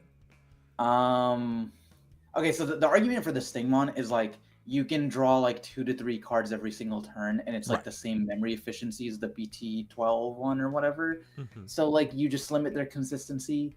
I think I'd probably hit Progenitor maybe. Oh, okay. But even then, it's like there's a lot. There's not one card in that deck that's like blatantly broken. There's a lot of annoying pieces that kind of.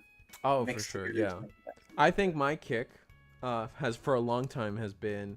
I know there's another popular kick. I forgot who mentioned this. Maybe it was Eagle or somebody I had a conversation with. They said XV, the memory gaining XV. Yeah. That's what, like, I think, hit that. Yeah, the memory gain and the both memory gains. I think that's what I was gonna say next. I was like, I don't think that's enough. You gotta hit both. Yeah, I agree. Because the most ignorant combo that deck can do is like digivolving for like plus memory. And then doing like Progenitor into the Dragon mode to spit them out and go again and gain 2 again. I think that power ceiling is so gross. Oh, it was Marshmallow Ruffian we were talking to, but no, I completely agree. I think it's like the consistency is never what bugged me. It was just like the degenerate like memory shenanigans. I agree. Which is why like I thought if they were gonna hit a Digimon, they would have hit the other one. But then I guess the logic is that the guy who got second. The JP player, his list was playing only the draw Digimon and not the BT12 Digimon. Was it? Oh man. Yes, it was. Okay. Which is weird because for us, it's like the BT12 Digimon is a 4 of, and the other one's like a 1 or 2 of. Yes. So like exactly. For the West, like, at most it was 3. Like some lists were attempting to go 3, but like it was. Which is why the whole situation is interesting. So I really think post ban you didn't really lose anything. The deck's still good. Let's see if I got anything else. But yeah, no, Michael's definitely has been here topping with this list week after week. Definitely one of the leading points players for, and just purely off of the back of Blue Green Imperial. I think they've even teched in the Red Purple Imperial level 6 fighter they mode. Have. Every Imperial player I played at Worlds was playing that fighter mode.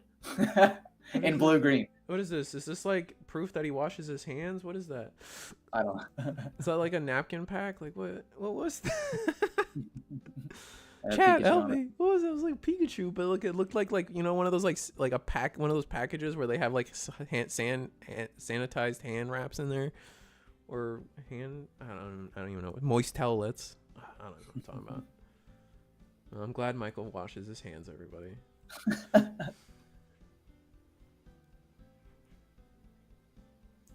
Yeah, no, I don't think the deck has really changed very much. No. I think the biggest thing was adding Jade Memory Boost is like the most recent. Yeah. Actually, no. Actually, they started adding Invisi.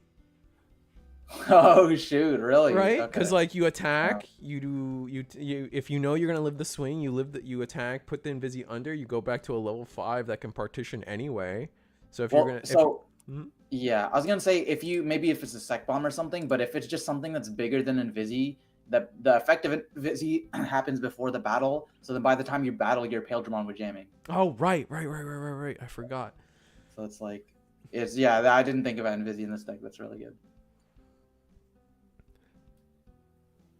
Look at he's going to like +3 memory off the 2 guys in the tamer. So it's like, why do we care about the Digimon that draws? Like, I've got my pieces. I'm already drawing off the egg. Like, okay, sure, it's like a -2 cards, but absolutely, and I'll take the memory over that. Absolutely, and now it's like the adaptation to losing the Digimon was like, all right, well, I guess I'll run the draw level 2, and call it a day. Just like get nearly identical amount of draw. And you also still have the promo Vmon that has the exact same inherited, and that's also not once per turn. Yeah. So it's like, okay, I went from drawing like 6 cards a turn to like 4 cards a turn. Like, oh shoot, like you got me there. Like, well, Rip, you're right. Unfortunately, we did go into the worst Paildramon, so we'll see where we go from here. Can't quite swing over the Wargrowl X because we do have the increase to DP gain. Yeah, he also can't be bot deck, but Yeah. Oh, yeah, bro. This is exactly what I was just talking about. Oh my god, I hate this so much. You spoke it into existence. Yeah. How dare you? So he can definitely just. I mean, if he doesn't have another Paildramon, he can at least spit out the rookies to search and then just beat over the Wargrowl with the Dragon mode. Oh yeah. Oh my god. Is the Wargrowl? Are we big enough to swing into the Wargrowl? I believe he's only +3 from the Wargrowl effect. I don't think anything else. The dice there is for the security. Okay. Yeah. So he should just be 11. And Gallant doesn't play level 6 aces that I'm aware of. So yeah, we didn't get those yet. Yeah. Is that Moment? Yes. Speaking of Risu for Worlds, we have Moment, second place and a winner over here. Oh my god, wait, I've been dying to ask you this. How do you feel about getting second place at the Pokemon tournament? Dude, I could not believe that happened. Dude, out of everybody up there, your face was the most like, he just said, like, you were the most like in disbelief of what just happened. Yeah. I don't think anyone else realized as quickly as you did, and you were just like, oh my god. I was like, bro, like, it's literally your job to like know about the event or like, or it was the one thing not to F up, like, out of anything. Yeah, like, commentators can forget cards, like... Yeah. Oh my god. Like, that was actually just crazy. Like, there's Digimon signs everywhere, bro. Everything ends in Mon. Like, why... Like, I don't know, dude. It's so... I know. Like, I give the guy the benefit of the... Like, even, like, you can't... How do I want to say this? Like... It doesn't like you were saying, like, oh, it says Digimon everywhere, Digimon on the flyer, on the papers. Like, sometimes you just have a brain moment, right? Like, straight up, right? Like, so like I get that, but like on the flip side, and to like kind of discredit it now, going into discrediting, like there you had, like you said, you have one job. Like, that is probably the number one thing not to mess up. He also like didn't even try to correct himself. Well, I guess he just didn't know he's wrong. But like, yeah. Well, no, I think he did know, but it's like it's two routes. Either you bring attention into it. Yeah, that's fair. Like, so it's like, you know, like, which one is better, and like in the moment you just pick one and hope for the best. Yeah. At least that's how I try to like rationalize it or defend it. It was ridiculous that it happened because, like, again, like, you had one job. Yeah, dude. Yeah, I couldn't believe that was happening. So funny. But Imperial taking it with the crazy combo that we were just talking about is the potential. Yeah, that's the like broken part of the deck is like I made 2 Paildramons that turn, swung 4 times, gained 5 memory. Like oh man, I lost a Stingmon. Oh no. Oh darn. Like when I saw that, I could not believe it. I was like, did they really put the Stingmon on here? Really? I thought it was meant to be a joke that fell really flat. I don't think so. Like, I don't... He messed up. Like, I definitely feel like he messed up. He just... Yeah, there's no way you would joke about that, like, at the biggest event in North America, in front of, like, on stream. Exactly. And if it was a joke, then he probably would have, like, caught himself or something, or said something, or, like, to make it clear, because, like, he was so straight with it, you know what I mean? Whereas if, like, it was a joke, you probably double back at some point. Yeah, we're never seeing that guy again. Oh my god. Oh, like, I felt so bad too, because, like, you know that, like, official Bandai people are out there and everything. Yeah, I know, dude.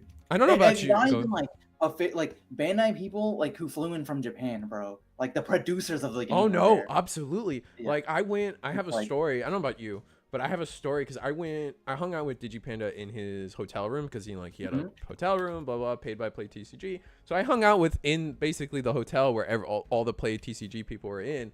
And I at some point I leave and I'm in the elevator and I swear to God I'm standing next to like one of the lead producers for like Fusion World or something. Oh shit. And like at first I think he's just a player, so it's like, oh, you're here to play Fusion World, and the guy did not looked at me and like in a way of like, I don't speak a lick of English. Yeah.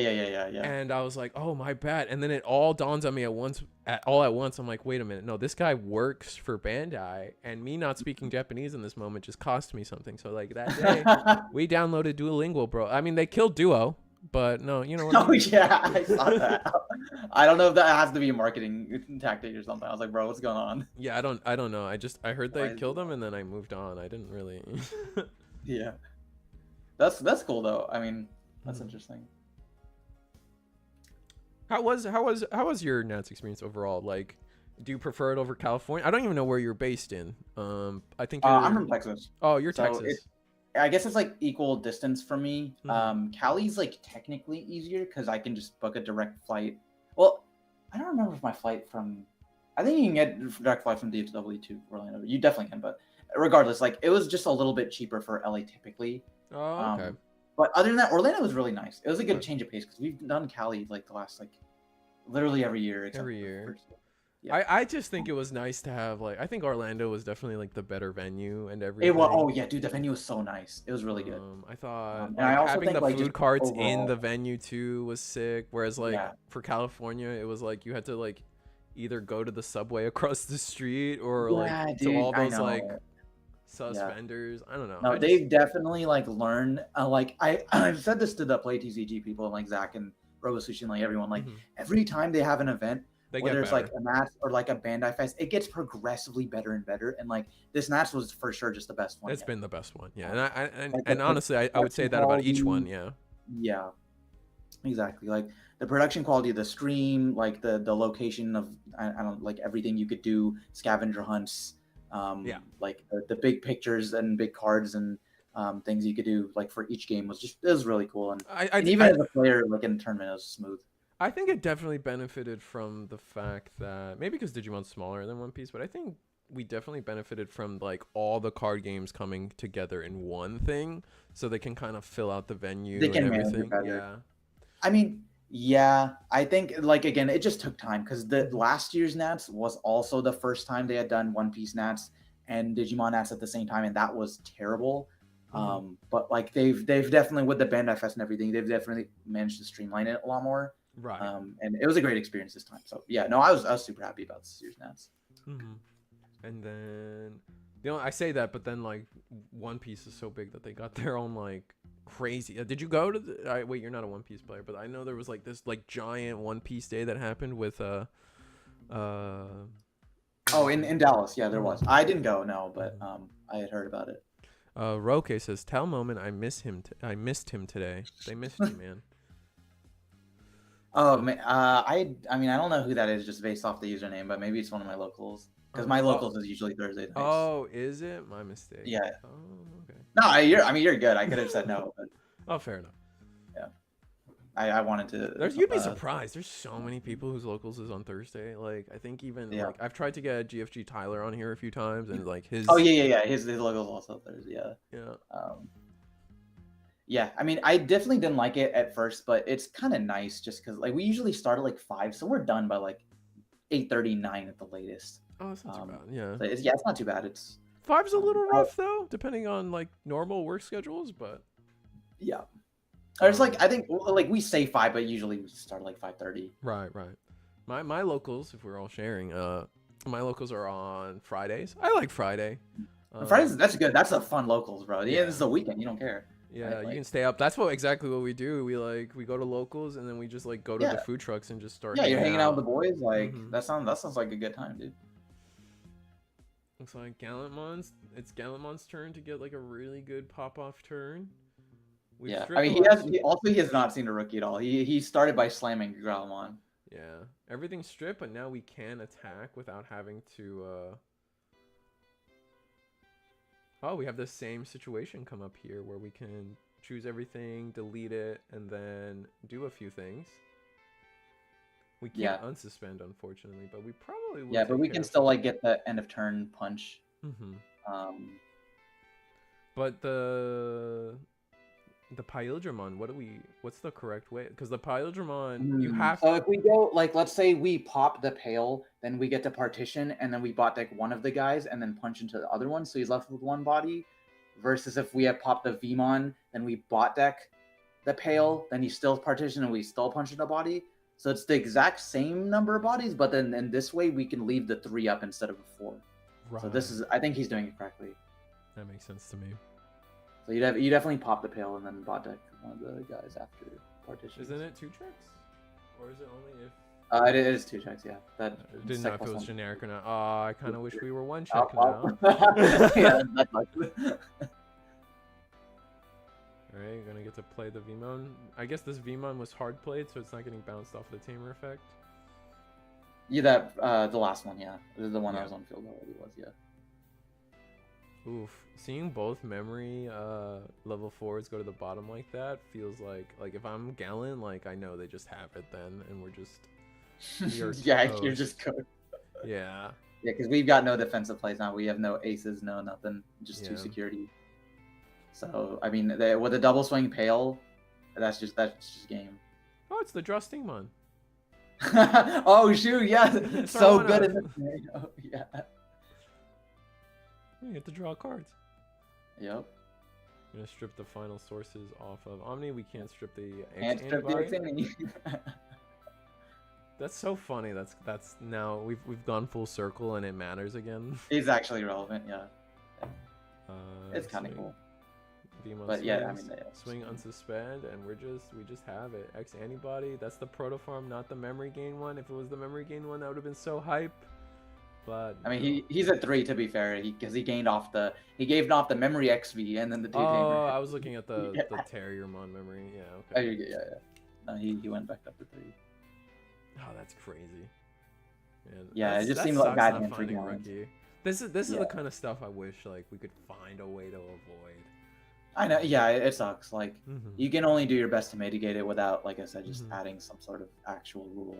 At some point, it is just card games or card games, but still. Yeah, it still feels bad. Let's see if we can find somebody else. That was table 1. What do we got? Table 3 is already done. Oh, I keep forgetting Radioactive's here. I haven't covered him once tonight. Poor us. Yeah. But then we got Melga Man and not cherry picked table 2. Let's go to table 2. Why not? Let's see what they're cooking.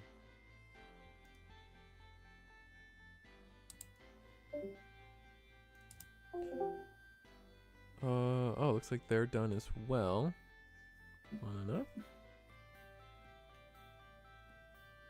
And table 5 is funny.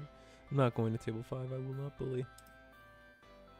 Oh, we can get Royal Knights versus Red Purple Imperial. We'll see how much this matters. This matchup seems kind of interesting. Because, like, while Royal Knights doesn't care about playing by effects all too often, they definitely still do care. Yeah. I mean, it stops their purges and it stops their lethal turn. I feel like their Jesmon, which is pretty helpful, right? Like yeah, exactly, token and stuff. So I feel like on paper, yeah, RP Imperial is just really fast. You got a lot of aggro, you got security trash, and you got floodgate effects. They also can't do the you can't do the Omekamon. Oh yeah, exactly. Yeah. Imperial has game 1. Thank you, Tim. Yeah, God, I feel like this should be Imperial favored.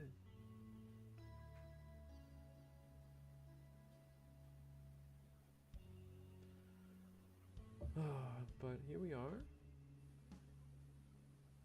Sistermon's Blanc's an interesting one. I've seen that in some lists, but a lot of people I know who played Royal Knights don't think it's worth it.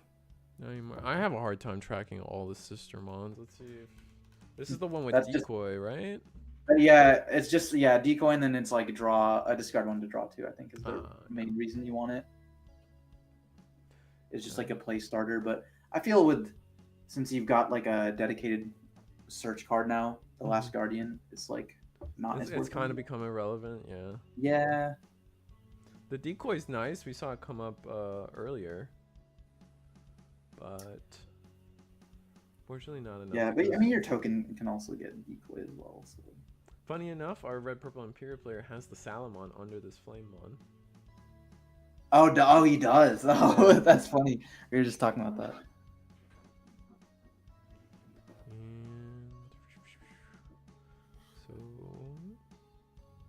And so I'm trying to think how are we going to do. We're not floodgated, I don't believe, so we're okay. I think does Red Purple Imperial, like, do they have a clean way to swing over 16? I think they do. They need the XV or the Vmon, the ones that give 2k to actually swing over 16. Yeah, I mean, Yeah, so if they can set up like you can't really clear like the Oryukins or the Omnimon X's very easily. I guess in theory, if they have multiple stuff, you can use the dragon mode to wipe the board. Right. But other than that, yeah, it's probably pretty hard. They're just 15k standard. Yeah, Magnetimon coming in with the facts. The cheese. Oh, well, actually, yeah, the dragon mode actually makes your opponent choose, so they could just choose to not delete their like 16k base or something. Or they can choose. Yeah. Alright, so we've played Magnamon. This was off of our reduction. Gain a memory off of Cool Boy. Yeah, so to end the turn, we probably go like Omeka or a Slam a Cool Boy or something. Yeah, Omeka to 1. Maybe we're cutting this Omeka for the Sistermon, because I feel like this Omekamon is. I mean, it's okay. It does what it needs to. It's okay. I think you just want like more names because it's synergized with Cool Boy, right? So you can just get a free play every walker. Like you lose out on the draw, but it works better, I think, with your engine. Looks like we blocked the Shadramon effect on deletion. Or no, we're just gonna hard play Vmon, trash 1, draw 2. But I think that just means. Yeah, I think that just means Royal Knights just gets a free turn, really. I mean, we have the Wormmon in the back, so I think we're just drawing cards. Hopefully, we can go full combo next turn. I think that's the point. Like again, because RP Imperial doesn't really need a lot of memory to do their plays. He just wants to draw his pieces, set up his trash with the Shadramons, and then if our RK player doesn't slam like an Omni X here, which he probably won't because I pass over a lot, then we just have free reign to blow up the board, trash security, and stop any card effect plays. Oh, both their playmats are made by the same artist. I just noticed that. That's cool. I don't know. That just spoke to me. That's not Red Purple Imperial. Oh. Is that spoilers? I guess we'll see. Can we see him play? I think we saw him play a whole game of. Yeah, actually, you're right. It was we did see Red Purple Imperial go. I forgot what he was playing against, but. Yeah. Was it Crossheart? Might have been. I don't remember. You're right. Yeah, but we saw like him go up the line into Dragon Fighter and stuff. Maybe there's some spicy tech that we don't know about yet. I'm being told that this entire game is being played out in Portuguese in real time. That's cool. Both Brazilian players here.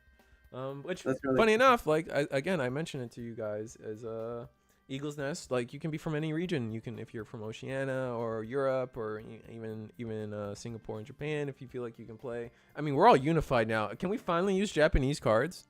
Like, no, they're never gonna let us do that, bro. Why not? Like, what's the difference? They're the same card. Oh my goodness. I mean, I agree, but from a business perspective, it doesn't make sense, right? Because then they would not sell English cards. Everyone will buy Japanese cards that are way cheaper, and then that's fair. They wouldn't make money here.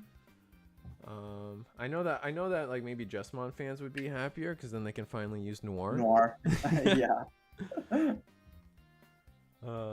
But that being said, yeah, I guess that's a potential conversation to be had here at Eagle's Nest. We could probably start like I'm sure like there's a way for Japanese players to play anyway, but now like we're all in the same format, man. We can have like you guys just let anyone use any language for locals. Yeah, like why not? We already let people use proxies. You might have seen it here and there. Yeah.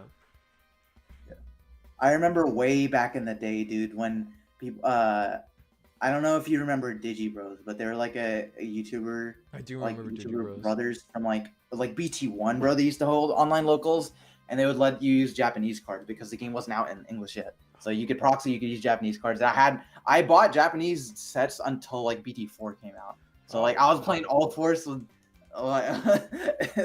JP cards, bro. It's so cool. Oh, that's so funny. No, I just played on Tabletop Sim. I told myself because especially early.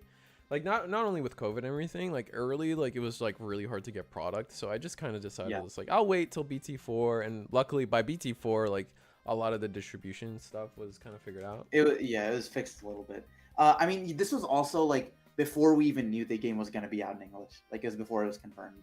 Okay. So like, but and I also just like wanted to collect them. What happened to Digibros though? They moved on to One Piece. One Piece and life stuff. Yeah. That's unfortunate. There's a lot of like older YouTubers like from that era that kind of just don't post anymore. I mean, even I don't post nearly. Yeah, as often, you don't. You Robo Sushi don't post as often, or if any at all. I know Max has left to whatever card game is the next. Yeah, fancy. Max, exactly. Joe Dobie took a long break. I think he's maybe kind of getting back in, but to be fair, for me at least, I never got out of the game. Yeah, you never got out of the game. No. Yeah, I think a lot of people just left the game entirely, especially around that One Piece time frame. Yeah, One Piece time. Around BT9, unfortunately, I had a lot of my locals kind of die down a little bit. Because everyone hated that format. Oh yeah, no, BT9 to I still think BT11 is the worst format we've ever had. Yeah, that era from like BT9 up until like even 12 with Beals, like until however, I like that said, like immediately when Beals got hit, like I think we were after Beals hit, I'd say from BT9 up until Beals got hit was toxic as fuck. And then after that was like it stabilized a little bit. That was so good. I personally loved the format after Beals got hit. It was such a diverse meta all the way until. It was fun. It was fun. That's when I was playing All Force, bro. Oh yeah, fair enough.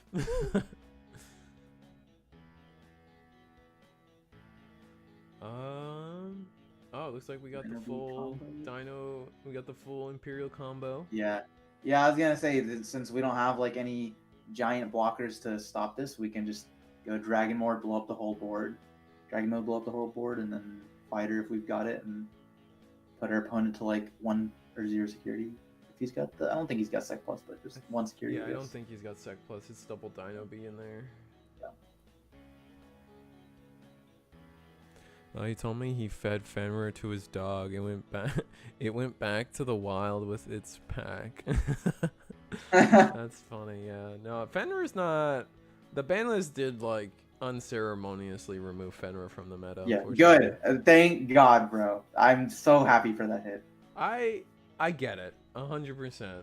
Like it is sad to see like because for me BT14 to 16 Fenrir was so fun. Oh, I agree completely. I love old Fenrir playstyle. And then yeah, Takamika came in and then it just completely like devolved the whole thing. Like, yeah, exactly. It was like, oh, why would I ever play the BT14 line when like I can just win the game? Oh yeah, but like 100%, the Takamika stuff was just not fun. Like it just like losing it was just so rough every time. Yeah, I want to revisit like old Fenrir because like it was a purple toolbox deck. Like I love Nice. purple, so Nice has tried. He is definitely a local player here that has tried on a multiple since the ban list has tried to make Fenrir work and. Yeah. Hasn't seen much success, so that's why I guess we're seeing the transition to Royal Knights finally giving up on that deck a little bit, unfortunately. Oh man. I think it just comes down to you just don't have ways to deal with the current top end. Like you don't have an answer for Royal Knights. Like you have no answer for like Omeka into yeah. Right, because you don't purple doesn't have the correct floodgates. Yeah. For that. So you can't just stop the Omeka play. And that just cripples you for the rest. Yeah, it seems like there's a lot of like just bad matchups for you overall. Both Imperials are super hard matchups for BT14. Yeah, I can see that. More specifically, red purple because they can't play by effect, right? But blue green, they like you just can't unsuspend, but you can still find ways around that, right? By like still just removing their whole board and then they can't play the game. Like I think the blue-green matchup wasn't that bad. I think blue-green is also just like on average that deck needs less pieces than Fenrir, and then the unsuspending means like you can't ever lethal them because none of your guys you're playing have rush. You might get like 1 black auto, maybe 2. Okay, like so you got like 2 rush bodies. And then 1 DNA, maybe 2 DNA. Yeah, maybe 1 DNA, but then you can't get the pop off of Fenrir's effect, or like you can't unsuspend off of it, so you can't like swing it. Yeah, so it's like it seems a little bit hard. Also, you can't really play around aces that well if you can't. Like you can pop 1 body, but it's like if they can set up multiples, it's hard. BT16 Dragon does not let you evolve by effect 2, so you don't have a way to play around Paladin. That's fair. I think old Paladin seems hard. Old Fenrir doesn't always need to evolve by effect though. Yeah. That's like the main line, I guess. Like you would go like soul, pitch it, evo, effect, play out some guys, and then they could respond with dragon mode to bot deck or to do paladin. But you'd still get to resolve your, like you get to summon your guys back before they paladin. Right. But yeah, you could just like hard evo up if you have the memory to. The problem is like it's a 4-cost evo, so yeah, you need the memory. Fenrir and 7 Demon Lords are both still good decks, but get locked out by the top 3 meta, unfortunately. What's your top 3 meta, Tim? I think I can take a guess. Maybe we're thinking Sakuya, Royal Knights, and Red Purple Imperial. I don't think everyone puts Red Purple Imperial so highly, but what's your shake? Yep, you got it. Yeah, I mean, I think the Fenrir's, Demon Lords. There's a lot of decks that just kind of get kept a little bit by the best decks in the game right now. But that's usually how it is. Yeah. Oh, we're gonna play. Oh, this is the Floodgate Alphamon. Interesting. Oh, interesting. Yeah, tuck a guy 10 cost or higher, I believe, can't attack players. Correct. So. And then we got our layer protection as well. What are we gonna do to put under the alpha? Oh, interesting. Yeah, it's an X antibody. Wait, is it an X? I think it is a straight up. I think Omeka is straight up an X antibody. It's treated as X antibody, yeah. I'm pretty sure Alphamon says you tuck any X antibody card, or it might be Digimon. I think it's anybody, any X antibody. Let me. I know it counts as X antibody the card. By placing a Digimon with X antibody a trait or Royal Knight trait. Oh yeah, he has the trait too. He is. He does, yeah, he has the trait, but he's also treated as option. That's pretty cool. That is pretty cool. So now, like, we could just digivolve into Omni. Oh wait, we can't digivolve. What am I saying? We cannot because we're not the right color. But that in King Drasil.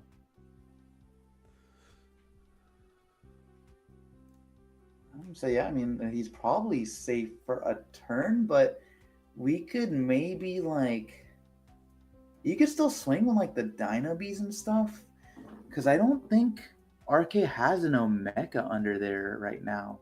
They don't. So if we can go, and Alphamon's not a blocker, so we could just go like Dino Bee, play out the Paildramon and double swing.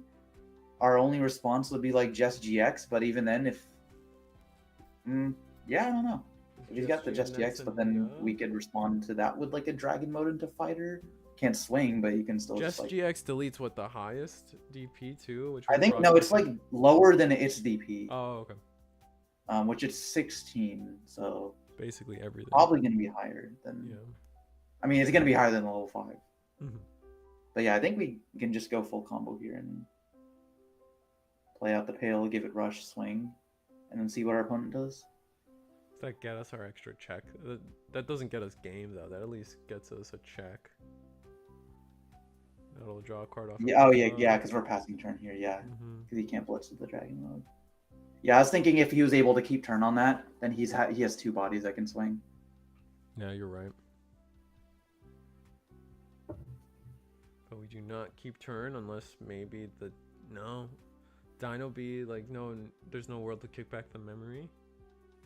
Yeah, because even if something dies, we've only got like the 1 analog.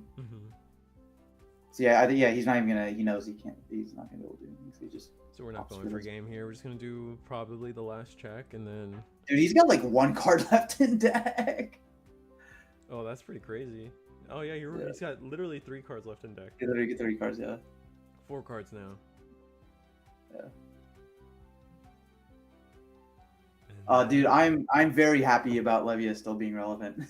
I was like, my friends kept saying like, bro, Protoform or Dober X or like something in the dog engine's gonna get hit, because like they're helping me test and stuff. So Levia's so broken. I'm like, I don't think this deck's gonna get hit. No one's playing it.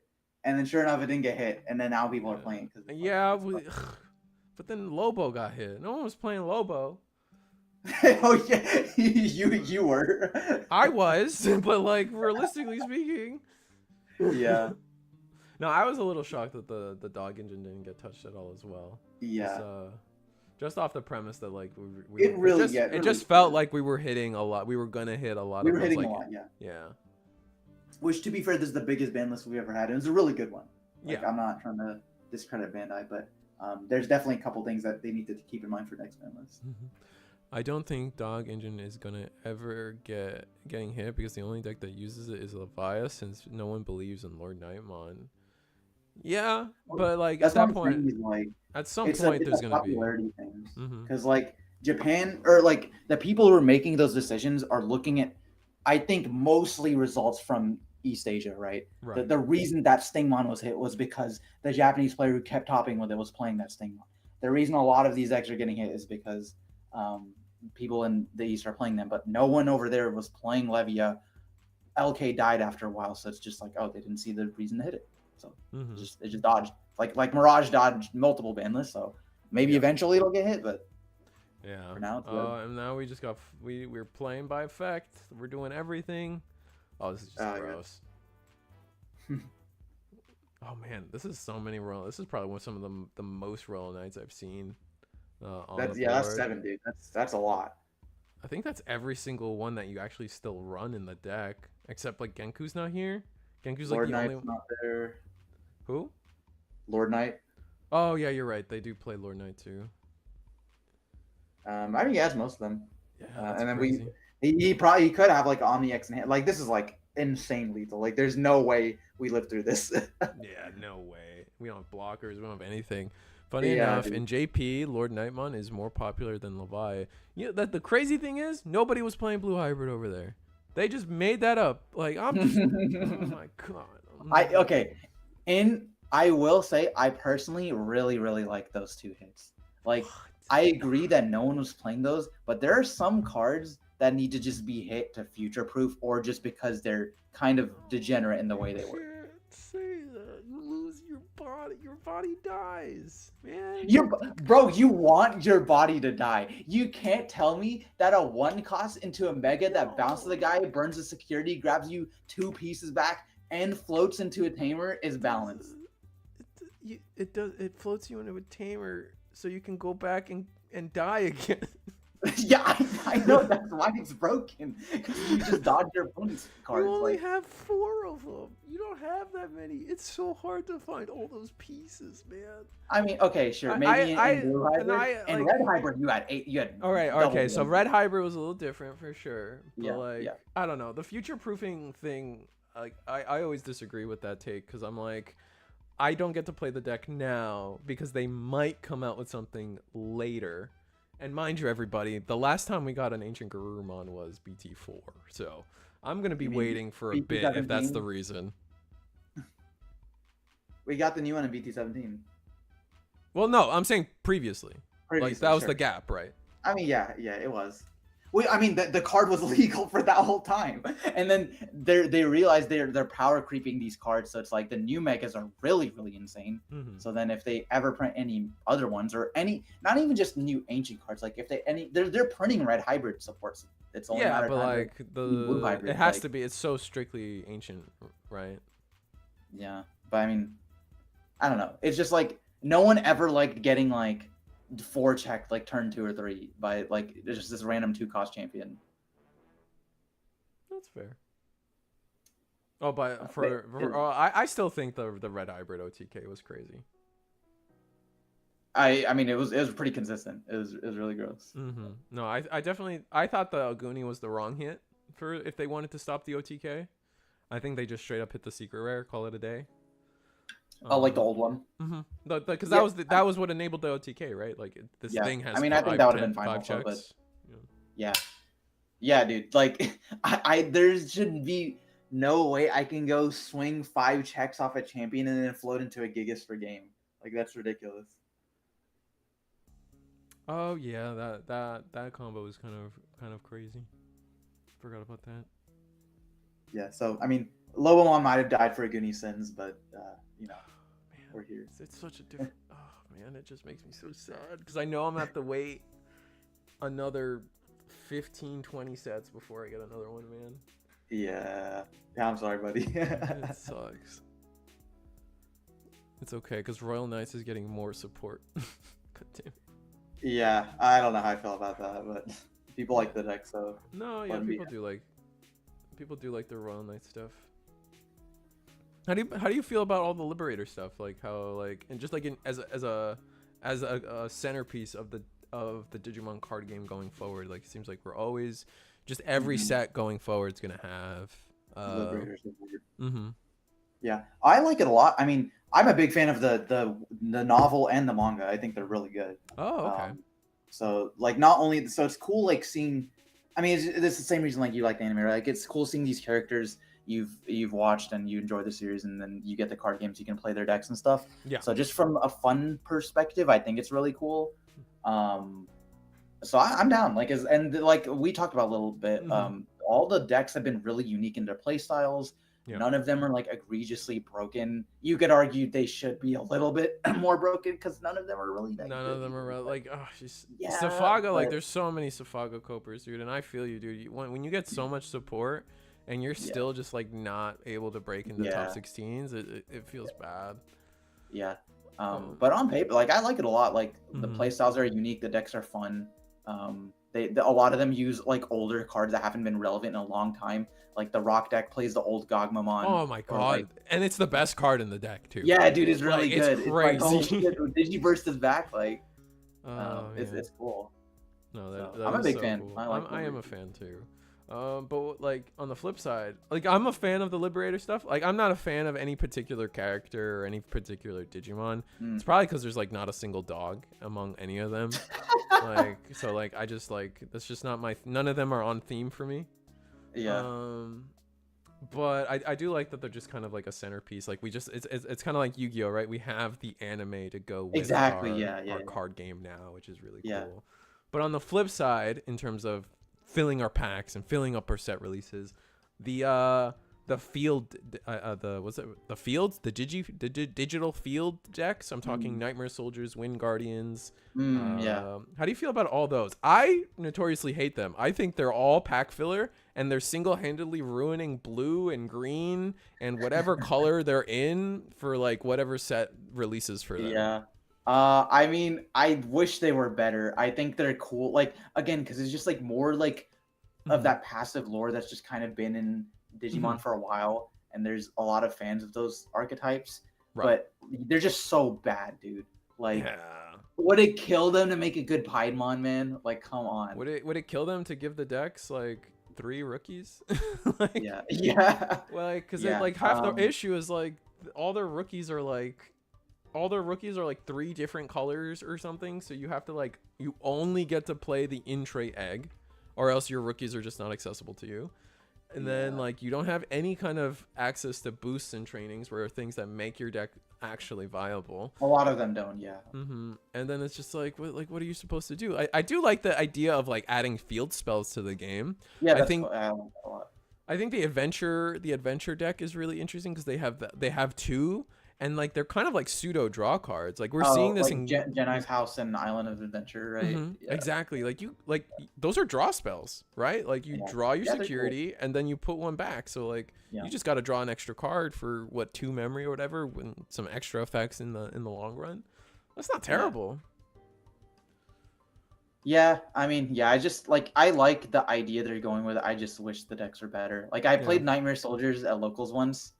Because I just wanted like the deck to look cool, and like when you get your combo off, it's pretty sick because you can like spawn a bunch of bodies. You can go like Bolt Bout, Digivolve something minus the board, a pop to unsuspend trash security, but it's just like so it's just so bad. It doesn't always happen. It doesn't happen enough. Like you're always missing a piece. Like getting. You either have to be, you have to be, for that deck in specific, you have to have specifically Myotis, specifically Pied. Myotis plus Pied, which it's not just, when I say specifically Myotis and Pied, it's specifically the Nightmare Soldiers Myotis and specifically the Nightmare Soldiers Pied. If it's not either of those. What do you mean you don't want to play BT2 Piedmon, bro? I mean, I guess you can play BT2 Piedmon, but you're going to give your opponent a lot of memory if you do that. Yeah, dude. And then you do that, and then it's like, okay, like if you don't have that exact setup, you go and you don't DNA, because otherwise you need 2 level 6s, and that's a nightmare in itself, and you have no end of turn DNA. Because like Myotis is the key piece that DNAs you. I will say, I think Well, I guess it's like a mix of archetypes. I'd say Deep Savers / like Fish in general is like the best of the bunch. Right, but at that's least like your level 7 is like a legitimate win condition. Right. And but like yeah, I would say that Fish makes it out the best because they can just cut out all the purple stuff because they made the deck like yellow, blue, purple or something. So you cut off all the purple side. Play like blue. You can play the generic like Fish support. So it's like where none of the other fields can say that. Yeah. No, it's the decks are not good, unfortunately. I wish they would stop at this point. Like I think they're just ruining colors and like because like you look at BT21, like what is the blue support? What is the green support? BT21, okay, to be fair, BT21's a special case because it's a pro tag set, so of course the set is gonna be like 80% red. That's fair. Like we the last time we got this was like literally BT12. So like aside from pro tag sets, okay, like maybe the color palette should be more balanced, but I'm kind of fine with them like taking sets that are like more heavy on some colors than others. Like it makes sense for the pro tag set. I'd imagine for like the versus monster set, that set's gonna be a lot of purple and black. But we already had the purple set. But like that was the 7 Demon Lord set. Where's my rival set, bro? Like where are we gonna get? Where's my set for Matt and purple shirt Matt and Koji? When's that happening, man? I mean, I don't know. Take it up with Mando. It's a shame. I wish I could.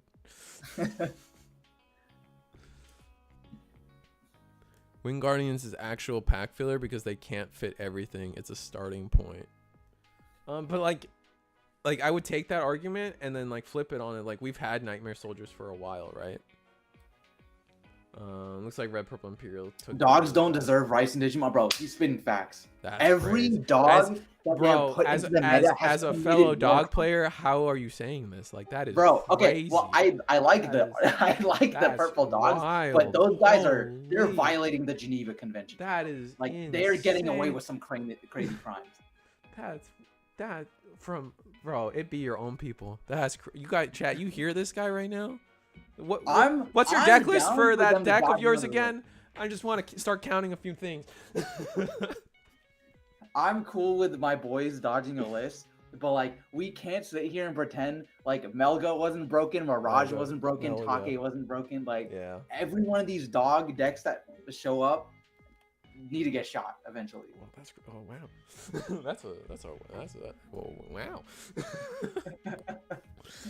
wow. Gross, and had double full. Yeah, the double full combo was really gross on screen. Like that was double fighter. Oh man, that might take us to the end of the round. I don't. That took. Yeah, we're in overtime, so they took it all the way. So we're gonna go to our final round here in a minute. For you guys watching, if you guys have been enjoying tonight, we are, like I said, we are probably going into our final round. So that being said, that is you're watching the Eagles Nest webcam weekly tournament every Monday 7:30, every Thursday at 8 p.m. So if you missed out on the earlier of this tournament, tune in on Monday because we're playing. It's the start of season 5 where players will be earning points for the entire season, and at the end we'll take the top 16 point earners and invite them to a free tournament with really great prizing. Honestly, if you guys got a chance to peek at what our season 4 prizing was, we prized out the top 4 with some really cool stuff, man. Let me get some of that on screen for you right now. Like this was our season 4 first place. And let's see if I can, we got second place and then third place. So really wonderful collection of product and merch from content creators throughout the Digimon TCG community. So this is what people can be potentially playing for in season 5. So I really want to see people come out. It'd be great. Other things to shout out for is Eagles Nest will be hosting a case tournament, BT21 case tournament on April 6th. That's this Sunday, along with if Monday and Thursday isn't enough webcam action for you guys, DigiGuard United also has you guys covered Wednesday and Friday. Friday is also a double feature with Digi Galaxy. From there, we also have the Gundam Weekly War Tournament where players will be able to win a resource here at Eagles Nest. And the graphics a little wrong, but that's okay. And then we have our Digivice format. We got Puerto Rico versus South Texas also on April 6th. And then you also, Moment, we have Moment tonight. I'm going to get his socials back on the screen. But Moment, you also said that potentially Hong Zero is doing something April 6th as well? Yeah, he's potentially. We need to confirm the dates, but there is going to be a 5v5 versus from NA players versus the Unkers team from Singapore. And, it's not just a team from Singapore, right? Like, I think most of their members. No, I mean like you know, like they're a little. I mean, yeah, I mean, okay. They're the best team in Asia with a lot of their members being from Singapore. I apologize. No, you're good. You're good. But yeah, so it'll be a fun little exhibition match, showing off some BT21 decks and just giving you guys content from some of the best players in the world. All right. Well, let's go. I think we'll go to table 1 here as we got. Oh wow, they already started third. Oof, this is fast. It is Imperial versus Gallant, to be fair. Like, oh man, this seems like just a punching contest. Let's see if I got any more topics in the tank. Here we go.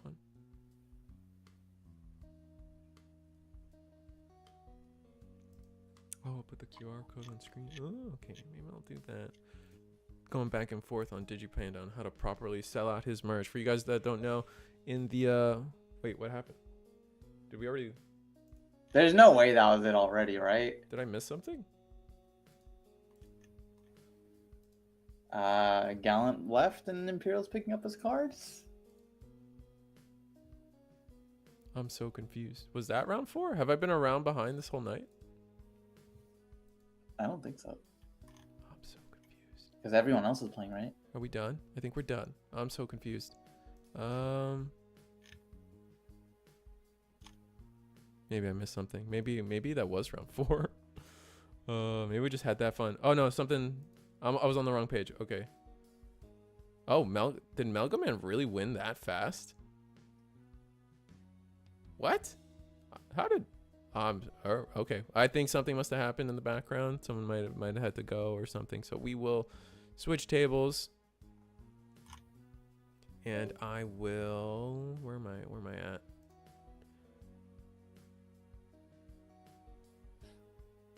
Is there a deck we haven't looked at tonight already? I guess. Oh, Chicago just hit me up. Hey, just a heads up, table 1 is done. Both Michael and Omnimon were 3-0 with more than 20 minutes left in the round. Oh, so they rushed. Oh, they rushed around the finals match. Oh, and they tried to tell me about it, but I am. Okay. All right. Cool. All right. So we'll just go to table 2 then. So they knew they were both undefeated. They knew they were going to play each other, and they decided to play. Just start ahead. Yeah, makes sense. So we'll just hang out on table 2 for the rest of the night then. Yeah. Just play 1. Maybe end stream them a little earlier. That's not bad. This should be, if I'm not mistaken, Gallant at the top versus. I don't remember what on the bottom. Maybe RP Imperial. Show the bottom tables. See, we've actually explored a lot of the bottom tables. I'm not gonna lie to you tonight, Metatron Prime. We've seen birds. We've tried to show off Crossheart. I don't think we've got this Morgan Kane person, but I'm gonna pop into that table real quick. Let's see what they got here. Oh yeah, it was Gallant versus. Oh, that's Red, Purple, Imperial. I think we've shown off almost everybody tonight, so I'm just gonna leave it here. Imperial. Who's in? Let's see, table 5. Yep. Oh, we showed Tessero on 7 Demon Lords. I think we showed a lot tonight. I mean, table 5, we haven't shown this guy. I think he's playing Red Hybrid. Ooh, maybe that's worth it then. Versus RK. Because he's got a Boko plus Ukos and Gatsus and stuff. Oh, Blake? Yeah, I don't think we've shown Blake, but we did show Nice. All right, let's take Red Hybrid out then. Let's curse him. Well, to be fair, we've seen 3 cards, but I'm assuming this is Red Hybrid because of the Boko and Ukos and stuff.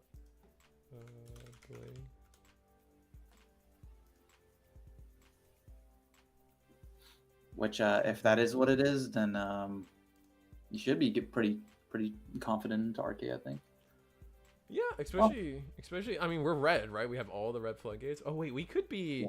This could be blue hybrid. Oh, red base blue hybrid. Yeah, maybe, just looking at the cards on board, like we don't know. We don't. Yeah, that's true. Definitely, I've been practicing. Especially since red base ancient has squeaked a couple tops here and there in the not in NA but in the other regions. Oh really? Yeah, they were able to squeak in a top here and there. So I think red base. Hey, that's still alive. Yeah, it is still alive. It you got to move to the red base so you can like just off the fact that I think red. Funny enough, like red rookie draw is disgusting. It is really good. Yeah, that Koromon is such a good engine. Koromon's the best draw egg in the game, and then like, was it the Maracas, Mr. Maracas? The Muchomon, yeah, he's crazy too. And then red has all the red floodgates, right? So then, yeah, like you could just be like a Swiss Army knife of floodgating your opponent. Oh, it is blue. Oh my god! All this right, is exciting. And then we're gonna attack with the Gatsu. I guess with the medieval on board, you have to take the attacks while you can get them. Oh, true. Yeah, because if he just plays something, he can pop the Gatsu anyways. That's fair. Gatsus can't play by effect, which isn't the most relevant for this one. Definitely want to see Solar. Gatsu's good like late game, I think, when you want to like from purging or for going for your game. Yeah. I think that's like the biggest thing. Yeah. But yeah, with the medieval setup, he can just like do the reduction, play out anything, and then pop the Gatsu. So it's like not the best. Okay. No hybrid to grab back, but maybe we're just playing a tamer for free. Yeah, it's a good way to choke to one, get 2 tamers out. Getting 2 tamers out with blue hybrid is really nice because at that point you don't have to necessarily like keep recycling either the same tamer or you can use your ancient Garu to play like a cool boy or an analog youth or like Louis instead while still keeping a blue source on board. So once you have 2 tamers set up, like most of your plays are pretty fluid. Yeah, and he can't get memory choked here because he's got the 4 cost also. So yeah, he seems like as long as he got hybrids in his hand, he's in a good spot. She might not. Deck runs so many, like at least most lists now like are running so many red bottom end. You could just get like a full Uko rookie rush hand. Yeah, which I mean, hey, that's not the worst strategy against RK. That's true, and we are just gonna swing into security here. Hit. Oh wow, red Guilmon. Oh, the Guilmon too. That's another one that just gets you pluses. Interesting. I feel like the Muchomon's just better, right? Unless is there any reason like Gil? Like maybe we're. I mean, because Muchomon is when you attack a player versus Guilmon is just one attacking in general. So true. I guess so it gives you the flexibility. In theory, if you're like swinging over something, it's better. I guess my brain is still like traumatized from Venusmon. And so I'm like, well, Mucho still triggers because it's not a win attacking. Oh, it's just like your turn when something attacks. Exactly. Right. Oh, okay. Yeah. But no, you're right. It's only when you attack a player. So like being able to attack into an Ukomon on the other side, or some kind of sideways rookie could come up. Okay. Well, no blockers or any sort of nothing in the way here. Yeah. Okay, yeah. Nothing in the way. Giving back medieval can't be the worst thing for Royal Knights, though. We're not seeing Royal Knights not seeing our draw here is kind of bad. Like only 4 cards in hand. Yeah, dude. Or barely anything. I think that's why he played the Purge. He's just trying to cycle. He probably doesn't have like a Magnamon or a Dynus or anything. Yeah. Easy to like pass turn. Ooh, we're gonna go. Oh, this is a security searcher, right? Yeah, the TK level. Okay, nice. That's good. Ooh, grabs the Kendo. Or Kendo, sorry. I'll always laugh at the era of like having to tell everybody that Kendo Garurumon's not a Garurumon. Yeah, dude. It seems like those days were so long ago, man. Now everyone just knows. Yeah, you remember because like they used to put like the giant block of text on cards, except for Guru. Guru was okay. We're not putting a flood. Yeah, like on the BT4 cards, it's like if the Greymon does something like except for Dex, Doru, Greymon. Yeah, cards we didn't even have yet. Like you're like, what the hell? Yeah, that was crazy, dude. Oh my god. Oh wow, we're going really aggressive here. Going to attack. Do we have just full combo? Oh, we do. Oh. Or okay, no, yeah, just this definitely just shows full combo. Yeah. I feel. Yeah, bounce the medieval, burn a security, check the last one. Our opponent's a 0, and we've got a follow up. I will say that this is probably the worst tamer to recycle. Just because it doesn't like generate you anything really. I mean, none of them generate you anything, right? One's a memory setter, the other one gives you unblockable. Yeah. Well, I meant at least like if you're recycling the mem setter because it's stuck under the logo now, like you get the 3 at the start of the turn, but yeah, the other one just actually does nothing except unblockable. But which I mean that comes up in this matchup. Oh yeah, absolutely. Yeah. It's just like if we're trying to go for a game next turn, maybe. I guess we'll see. Yeah. Do we play the unblockable and risk it? Oh, Takoji. It's not bad. No, not bad at all. Takoji has single-handedly made me consider putting Gigasmon in Blue Hybrid as well. Oh, dude, that card is so gross. It's man. so like honestly, that card does like sometimes I will admit that like in Bandai, they give I don't think they assign effects of cards correctly to their rarity. You know what I'm saying? I see. Yeah. Like there's some rares that are just better than secrets. Absolutely, exactly. Yeah, Gigas is definitely one of those cards. It's just like, wow, this card reads and acts insane. Right, like it's just like when Digivolving like Rush, like that's got to be at least a rare. Yeah, and then you look at it at first, you're like, okay, well, why? I don't really care about this on Digivolving, and then you think for a second, you're like, wait, I can free play my tamers and attack immediately. Exactly.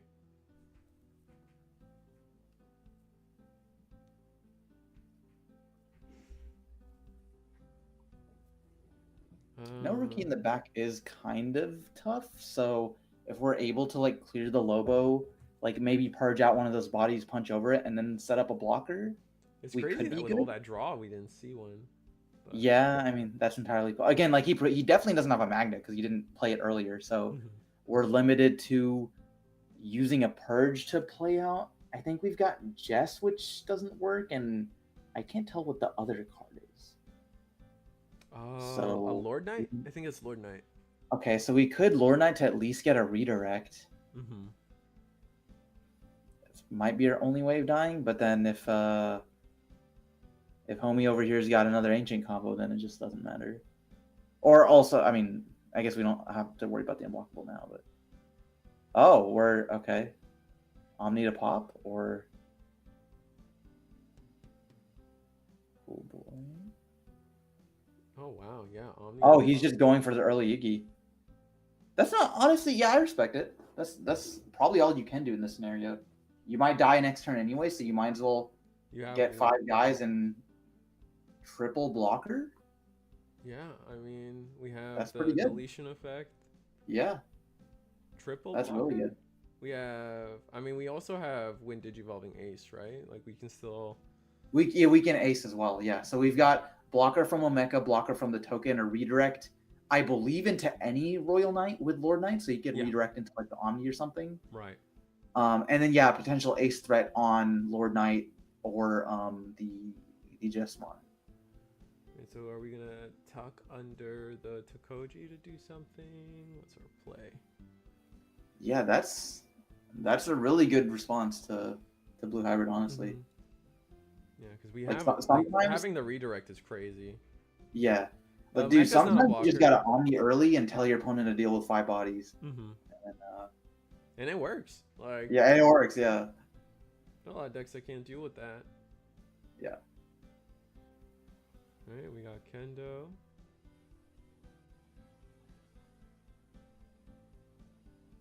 And we have lethal on board too next turn. So. We do. If Blue Hybrid can at least clear 1 body. No, but even then you're in threat of like an Omni X. So you'd have to clear the Jesmon, probably the Omni, and then you might be okay. I see a world where maybe like we Crimson Blaze. That will get rid of 2 bodies. Oh, okay. Heavens also does the trick. Yeah, Heaven's Judge. Oh, if only we had like Uko or something. So that's 18k minus. So I believe that token is only 8k. Might be 6k, but anyway, so kill the token. We got 12k more. We have 12k more. We can. What do you get rid of? Oh my god, cool boy, play out the Omeka. That's so annoying. Yeah, rest in peace. Oh, and then he got rid of the Lord Knight as well. And then end of turn to Koji swing. Yep. Oh, I mean, if we have ancient combo, you bounce one of the Omekas and force them to block with the other, then we're just left with 2 bodies. But if not, yeah, either way, we would have gotten this Omeka on board. Oh, he doesn't have ancient combo. Oh, he doesn't have ancient combo. Oh wow, that's pretty bad. And Just GX, if I'm not mistaken, can trash security and unsuspend. Oh yeah, we have enough. Yeah. So that's still probably enough for lethal. I think so, unless there's like, I mean, there's no reason to play. When attacking, by placing a Royal Lion Hand or trash, delete one of your opponent's Digimon. When attacking, this Digimon unsuspends, and for every 2 RKs, trash your opponent. So you'd be able to trash 1 next turn. Unsuspends, that's 3 swings. Yeah, that's still a game. Yep. You might be afraid of a Paladin, but even then, you're not passing turn. So I was thinking there was a world where like maybe we could have like Crimson Blaze. Also, missing the rookie is just rough, right? Yeah, missing the rookie's rough. And because we could have. Yeah, if Crimson Blaze would have been really good, because then you clear the lower bodies, and then you also prevent Cool Boy from playing Omeka. And then if you have full ancient combo, you would have cleared the. You still would have cleared both bodies. Ancient gets rid of the Lord Knight, so then you force your opponent to still have the Jessamine, which they did. But now you're at least you're still an ancient guru cycling yourself, and you move on from there. Yeah, I think you just go for it. Yeah, like even worst case, like let's say you hit a Paladin or some level 7, like you pass your opponent 3 and they've got nothing on board. Like were they 1 card away from the ancient? Oh man, that's so unfortunate. To Koji, Omeka, and then we could just digivolve into OmniX as well. Like there's a lot of. He's gonna use the one attacking of GX though, or maybe he's not. Okay, yeah, I mean that's game regardless. Unfortunate. Yeah, it seemed like just bad hands on blue hybrid side. Well, not bad draws, right? Because you're still looking for you do recycle the 1 blue hybrid piece every time your ancient dies, but you don't recycle the other piece or the ancient itself. So like at the end of the day, you're still you're searching for 2 combination or 1 of each 4 of, right? Like it's easy to look at numbers of other decks and be like, oh well, they run 8, 10 level 4s, but you only need to see 1 of those to go up a line, right? Yeah, but for you need like a specific. You need 3 specific cards to get there, and that's always been the dilemma that they have. Yeah, no, that's fair. Looks like that was just the game 1, I think. Yeah, probably. We got in here fast enough for game 1. Yep. Or maybe it was game 2. Maybe blue hybrid. We were in a kerfuffle at the beginning of the round.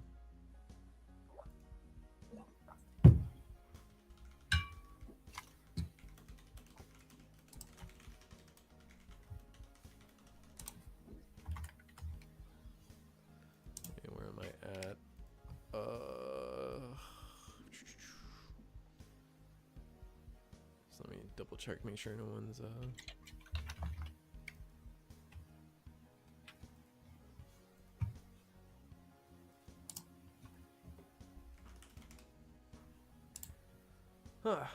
but yeah, blue hybrid definitely making a break into the top 16 is cool. I just don't know, like, if is it really like, do we want to live in a world where a deck is just like, well, I don't care about my rookies, so I'm just gonna play every single Floodgate, and then, like, you know what I mean? Like, is that really a fun deck that we want to be like playing and having in the meta? I mean, it makes me want side decks more, I guess, because then you could just like bro, don't even get me started on side decks. I wish, but I forgot. Like, it's been so, like, I looked it up. The last time me and you did this, like, last time I invited you was in October.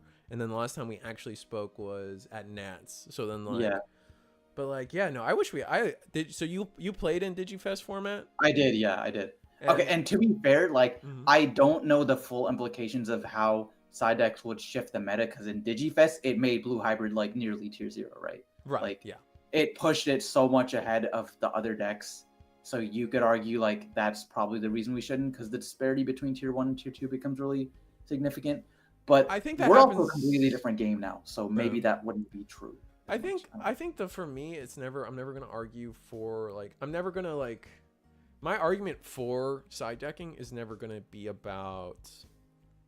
Sorry, it's never gonna be about like making bad decks better or good decks worse, right? Like that's not... But really it gives you the choice. It gives you the... It's more like, yeah, it gives you the choice, like you said, but it also, like, in my world, like, I think it reduces... It helps you reduce like tournament RNG. Like, how many times have you, like, you are a homie, like, if, you know, you're playing a tier 1 deck, you know it's tier 1, you know, like, if you just, you break it through and play meta matchups, you're gonna top and you're gonna perform. And then you just, like, get shut out by, like, a random blue flare player. Yeah, bro. Right? And you're just like, what? Like, and like, I get it, like, but at the end of the day, like, I feel like side decks help prevent that situation for a lot of players, right? Yeah, and it just makes it so, to me, at the end of the day, I feel like it would make the game, the better player will win more often, and I think that I will always back that idea. No, I agree. I think, like, I get, because I come from a very big Yu-Gi-Oh background, and like side decking in that game was so cool because there were so many different strategies, and we didn't even touch the surface of what you could do with side decks in Digimon, because like in Yu-Gi-Oh, right, like you could side decks for the best decks, or like for your bad matchups, or you could smoke screen into different decks, right? Like you could having the choice and having the tools and rewarding creative players for their choices. Like, I can't tell you how many times people just discovered some random like tech from like 20 years ago, and they're like, oh, this card is a really good side deck card, and it's really good into the most meta deck right now, let's play it. So I wish we could do that. 100%. And that's an argument I see people come up with, like, kind of piggybacking, like, I feel like people use the argument of well, like, for how many cards is enough for a side deck, and people will always be like, well, I think 15's too much, like, let's just do 3 or 5. And I was like, no, bro, like, and they'll cite the 10 was good. 10 was good. Like 10 was good, 10 was definitely good, but like you said, you said it was a snippet where you said smoke screen into a completely different deck. Like, if that's an option, like, people will always be like, well, I don't want people to just like completely change their top end. Like, that's not like, but that's so, if a deck can function with a completely like, people, like, I know people hate Galaxy, but there's also people that love Galaxy, right? So it's just like, I don't know.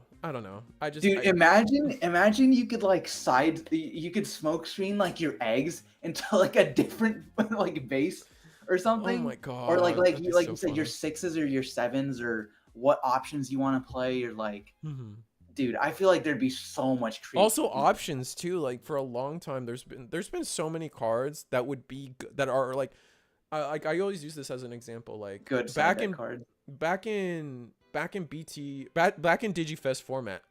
I played Blue Hybrid. It was the best deck, right? I side decked EX1 Melga. In any other format, to get out on deletions. Yes, exactly. In any other format, that card was bad because you could never guarantee your opponent had an on deletion effect. So in a tournament run, like, you couldn't run it, but suddenly that card's playable. Like, because of the side deck. No, I love that for side decks, because like at Digifest, I was playing Christmas Hybrid. I side decked Terriermons because I was playing red base, but then at the time red didn't have a memory floodgate, so I was like, okay, I against decks that are playing, you know, like Hammer Sparks or whatever memory gain, I want this in there. Or I'm playing like option cards. I was playing like Gaia Force. I think it was Gaia Force or like Atomic Blast or something.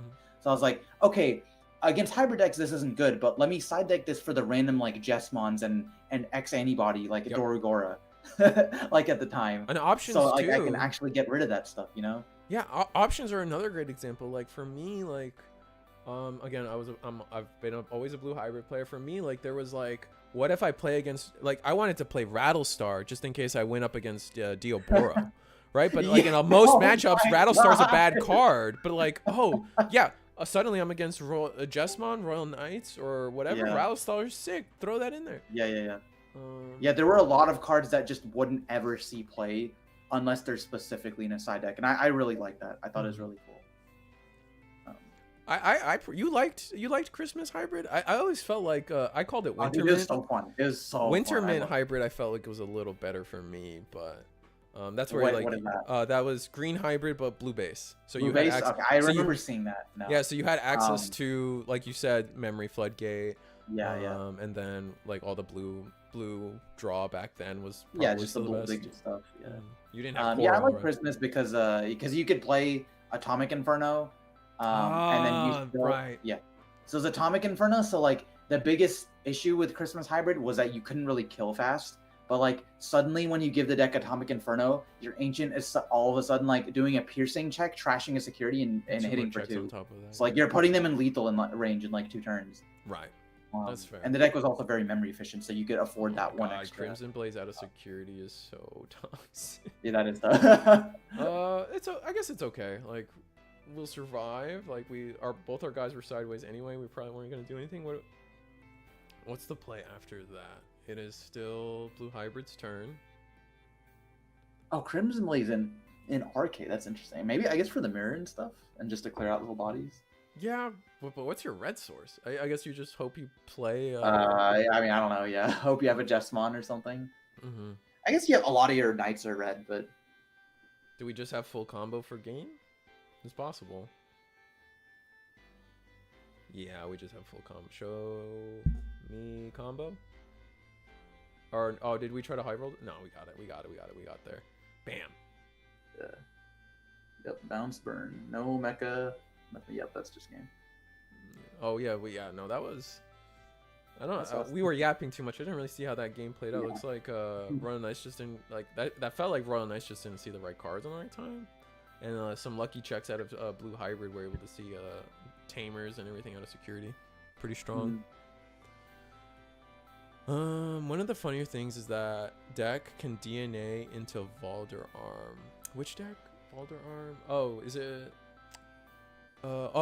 Apparently people are using the Gal engine for Ancient Garu and Busy Turbo. Oh, because you can on that, so it lets you DNA. Oh my god! I thought about putting same logic. I thought about putting Invisi in Ancient Garu as well, just to see if I could pull off. It's just a good card, dude.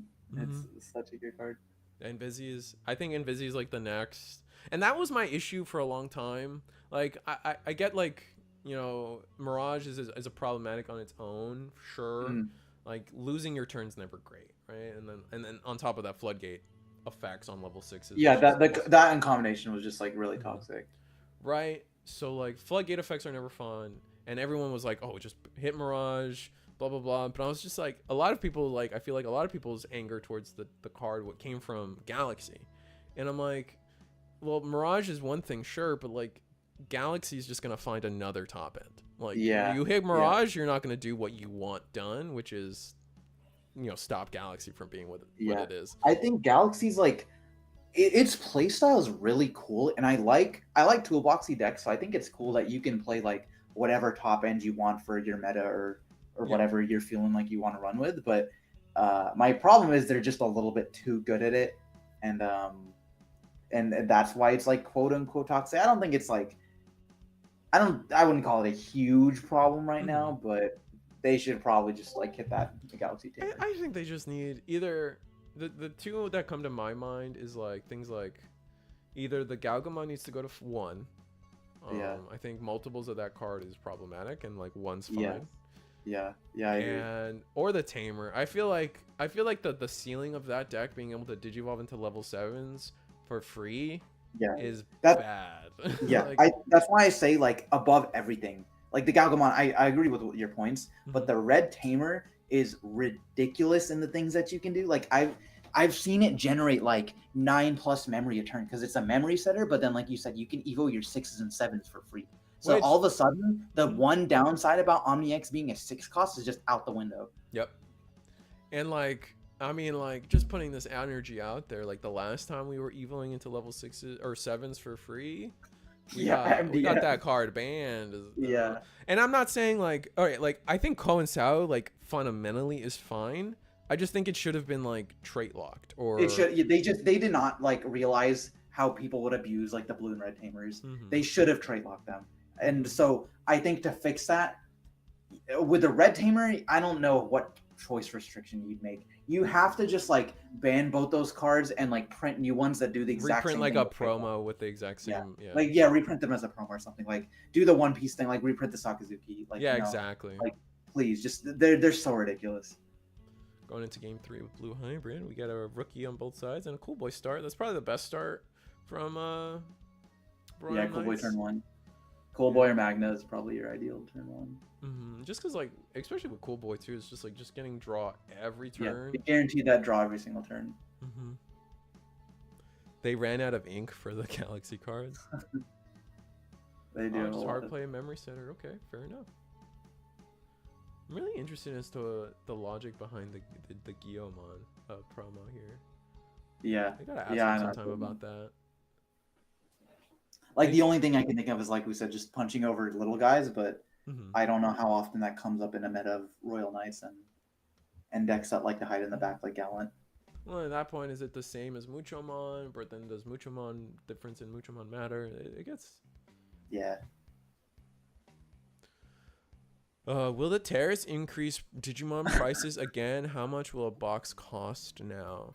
I mean, maybe, probably. Like, how crazy are there tariffs on Japan? And like, I don't know. Because I know it's different for each country, but I don't know how much it is for Japan. Because the tariffs tend to be like very specific. Like, are they blanket tariffs? I know they just went down and put tariffs on all automotive. It's all imports, or I think. I don't know. I'm not sure. I mean, obviously, the answer to the question is obviously if there are tariffs of goods coming from Japan as a blanket, especially, then yeah, the price is gonna go up. Like that's just what's gonna happen. Tariffs are care, metal, and aluminum.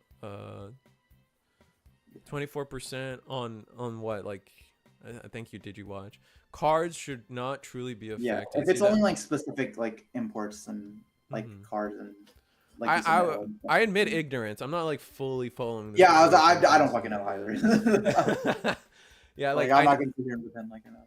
I know I'm like in the market to potentially go car shopping in my life here, and so like the car tariffs I've started peeking my ears at, but for the most part, I have heard theories that's why the Switch 2 is so expensive.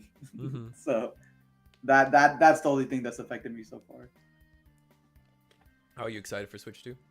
I am, dude. Like, when I was watching that direct and I saw Mario Kart come on, I was like, bro, we finally got a new Mario Kart after like 10 years. Yeah, we've gotten like how many Sonic racing games before you guys got another one? Yeah, that sucks, bro. It sucks to be you. New Mario Kart, Metroid Prime 4, new Kirby Air Ride. Oh, the new Kirby Air Ride goes. Yeah. Oh my god, that was.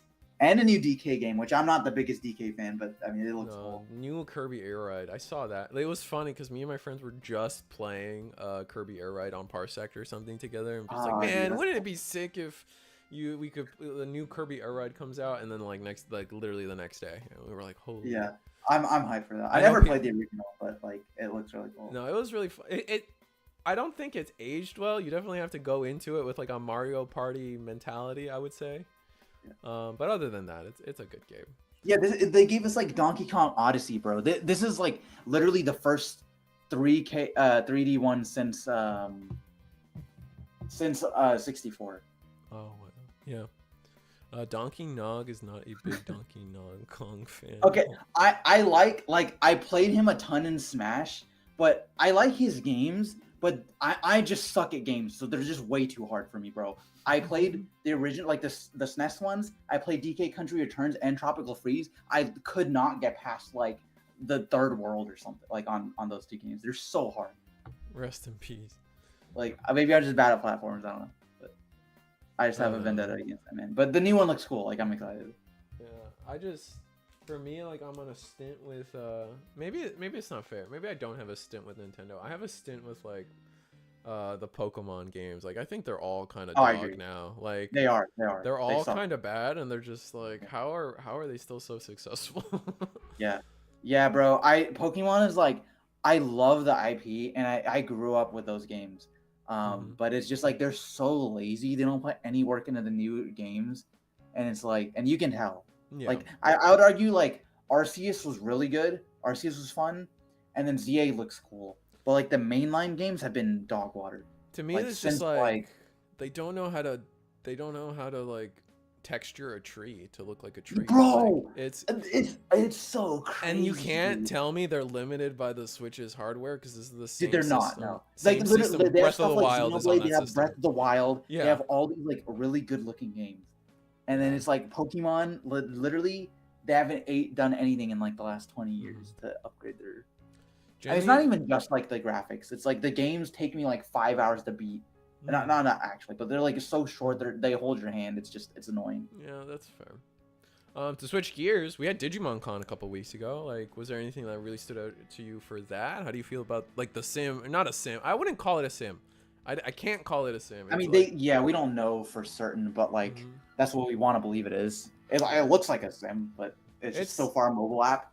Well, it's a mobile. Like my thing is, it's more like a Deer Days. If you're familiar, well, you don't play Vanguard. That's like the one you don't play. No. So like Forbidden Memories, or from Yu-Gi-Oh, or what's like Duelist of the Roses, or any of those Yu-Gi-Oh handheld games, right? Like it's got a story. It's gonna do all this stuff. Like I'm not convinced it's like a full Digimon TCG experience. I think it's gonna be a partitioned down, trimmed down. Like maybe they'll still use the same cards we get.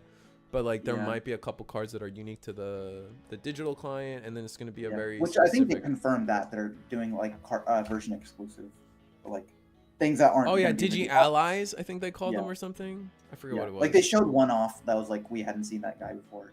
Oh, the little floating squirrel. Oh yeah, he was sick. Having to hard Digivolve into Lobo is so sad. Oh, that pains me.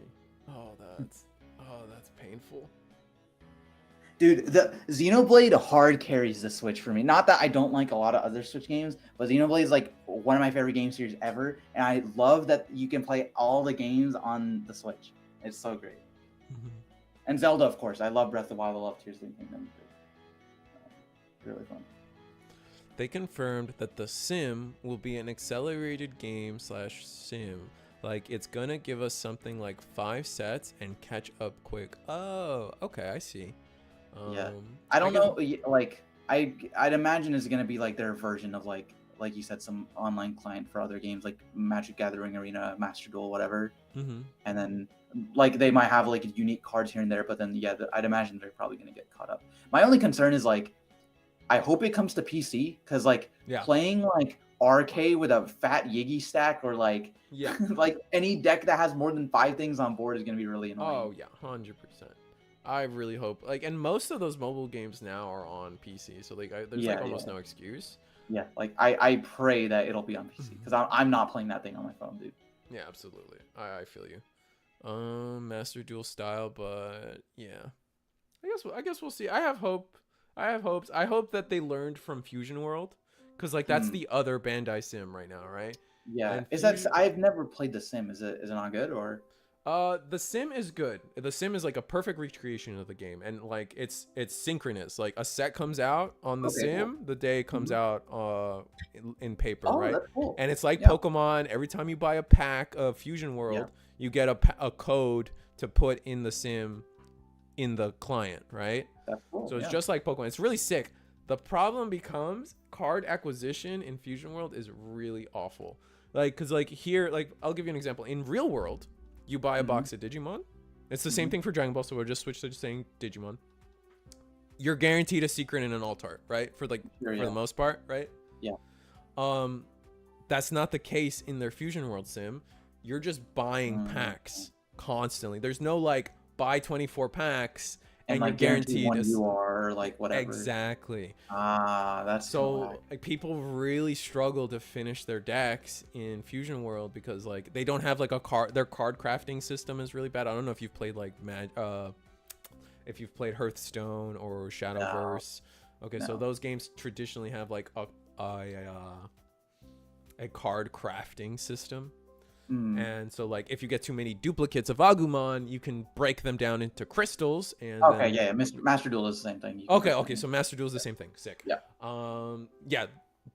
Their version of that is like, all right, for every 30 uncommons that like extra that you've pulled or whatever, we'll let you get an uncommon you don't have.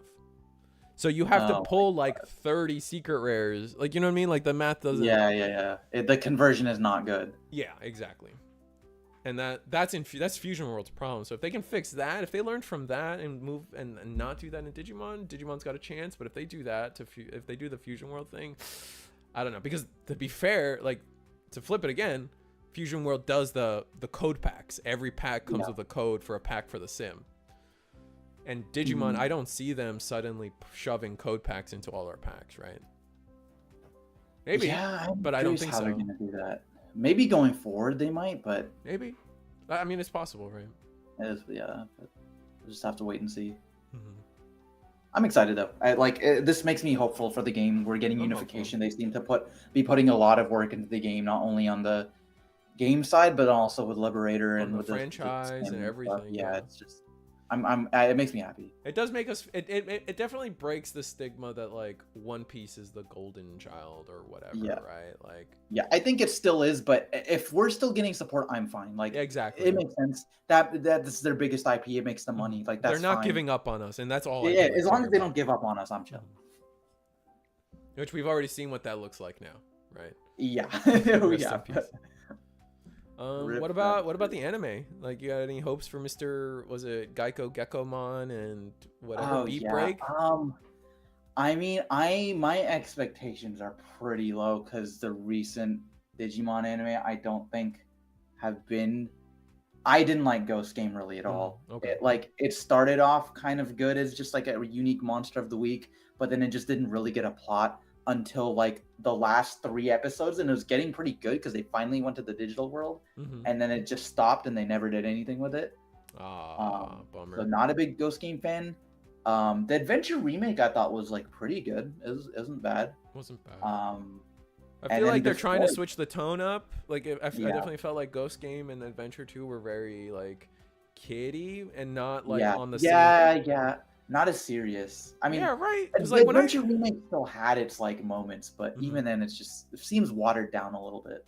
For sure, because like I don't want to I don't want Digimon to ever be edgy, but this is still the series that had like traumatized children teleport to the Digimon world in season 3, right? Like, they hit on heavy themes. Like they're not Pokemon, right? It's not all exactly. Or Koichi falling down the stairs, right? Yeah, exactly. Like they don't. They're not like completely PG when it comes to Pokemon. Yeah. And it felt like definitely with the Adventure remake and Ghost Game, they were just kind of being chill.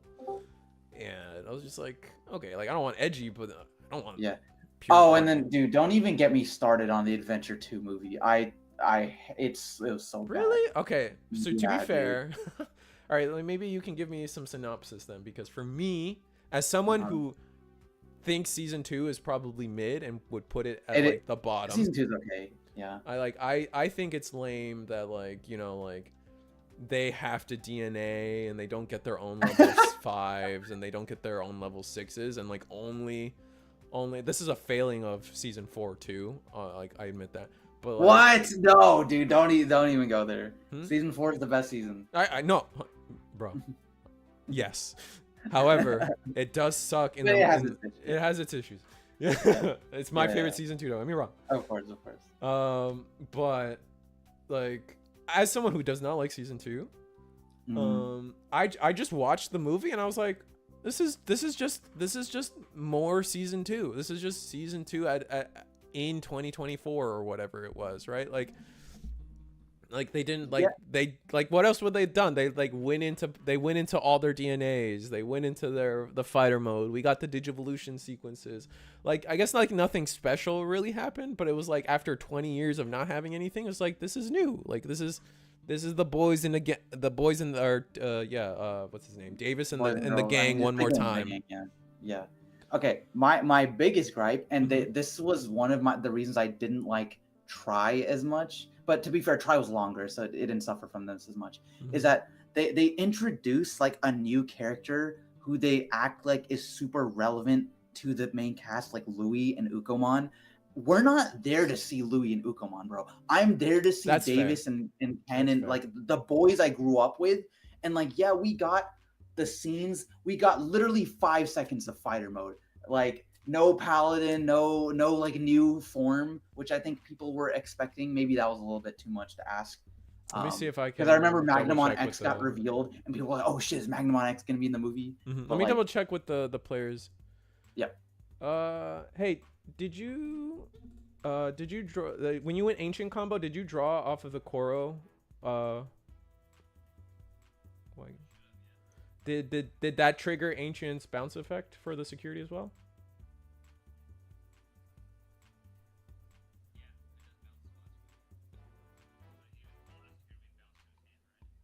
Right, so like you reveal the first security. If that was the battle, then you draw the next one, right? In terms of security.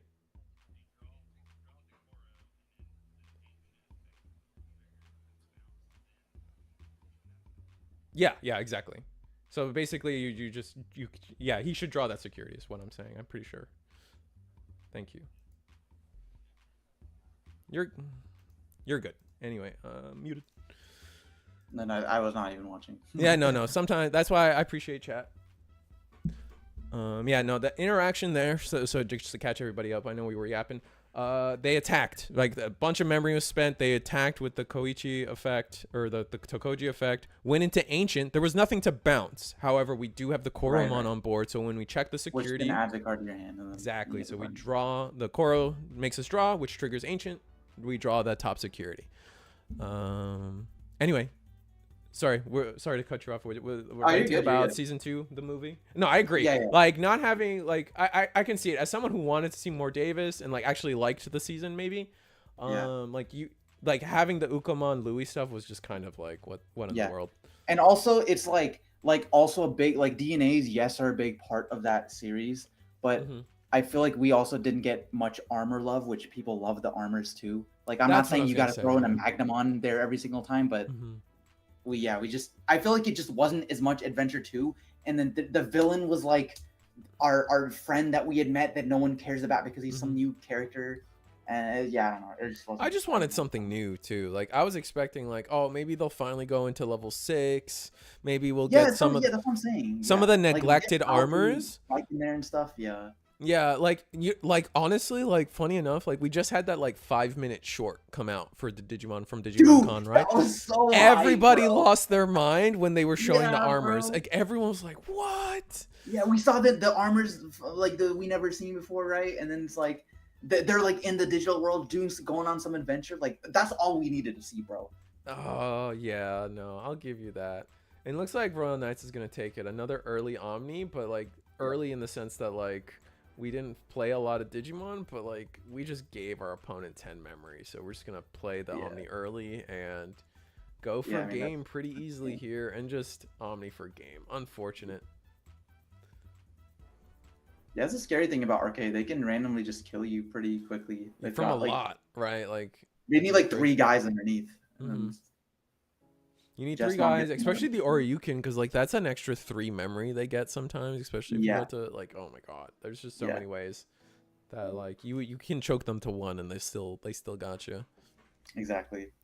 The repeating Digivolution scenes was kind of wild, especially for a movie. Oh, did they repeat Digivolution scenes? Dude, I don't even remember. I don't even remember that. Can I ask what's up, Green Hill Mario? The best character in the movie was Yoli. Yeah, Yoli carried the movie for sure. Then Angel wanted to get clapped. They went level 5 just to get clapped. Oh yeah, dude.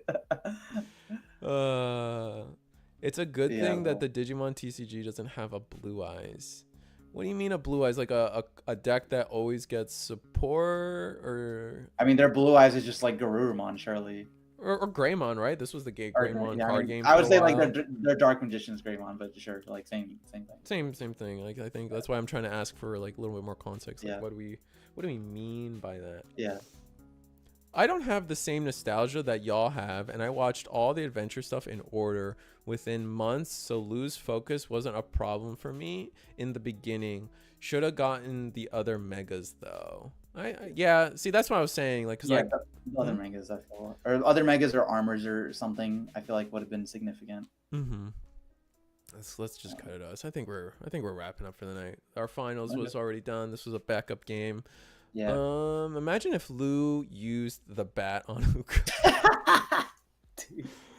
That's the kind of stuff though, like the creepy like Ukomon like shenanigans where he was like possessing the parents. Yeah, like, that was a good scene. Like it was creepy. That's very Digimon, right? Yeah, and I just feel like Adventure didn't have that, and like Ghost Game might Ghost have had Game that, but it definitely it didn't, bro. I'll tell like, you. Okay, yeah, like, and so it's just like, like I feel like we're missing it, but maybe with Beat Break, they'll go back to the tone of Digimon that we grew up with. That'll be nice. No, we need to bring Greymon card game back. I mean, we are, right? Like we're getting BT21 is the pro tags, right? So we're getting Shine Gray, and then we're getting Black War Gray and versus enemies or whatever. Yeah. I mean, I'm excited. I love Black War Gray. Not like the deck in BT11. Okay, that was really annoying. But yes. the Mon is just like cool. No, that's fair. But anyway, I think we're good. Frontier being the Takuya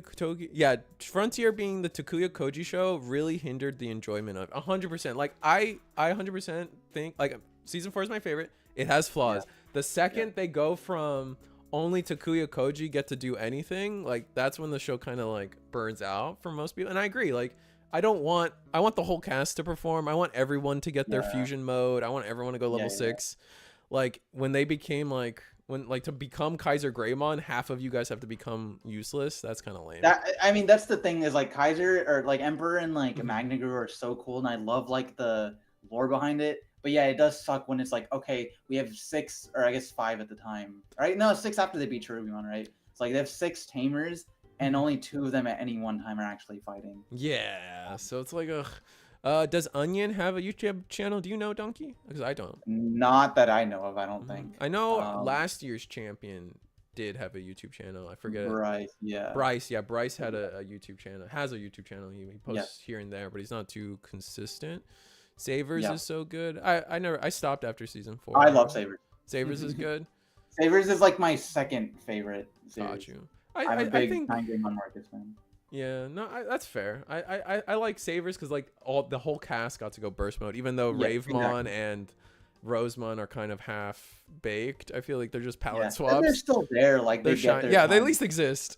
Yeah. All the main characters get a burst mode. The main guy is just a funny concept. Yeah, that's fair. How do you find time to watch shows? I don't anymore, man. This is why I stopped after season 4. But anyway, guys, this has been the Eagle's Nest webcam tournament series.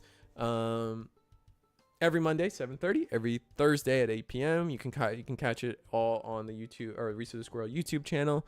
I had special guest today, Mr. Second Place NA Nats Donkey Nong, our representative who went all the way to the top 8. You said? Yeah, finished 7th. So we didn't get to see your top 8.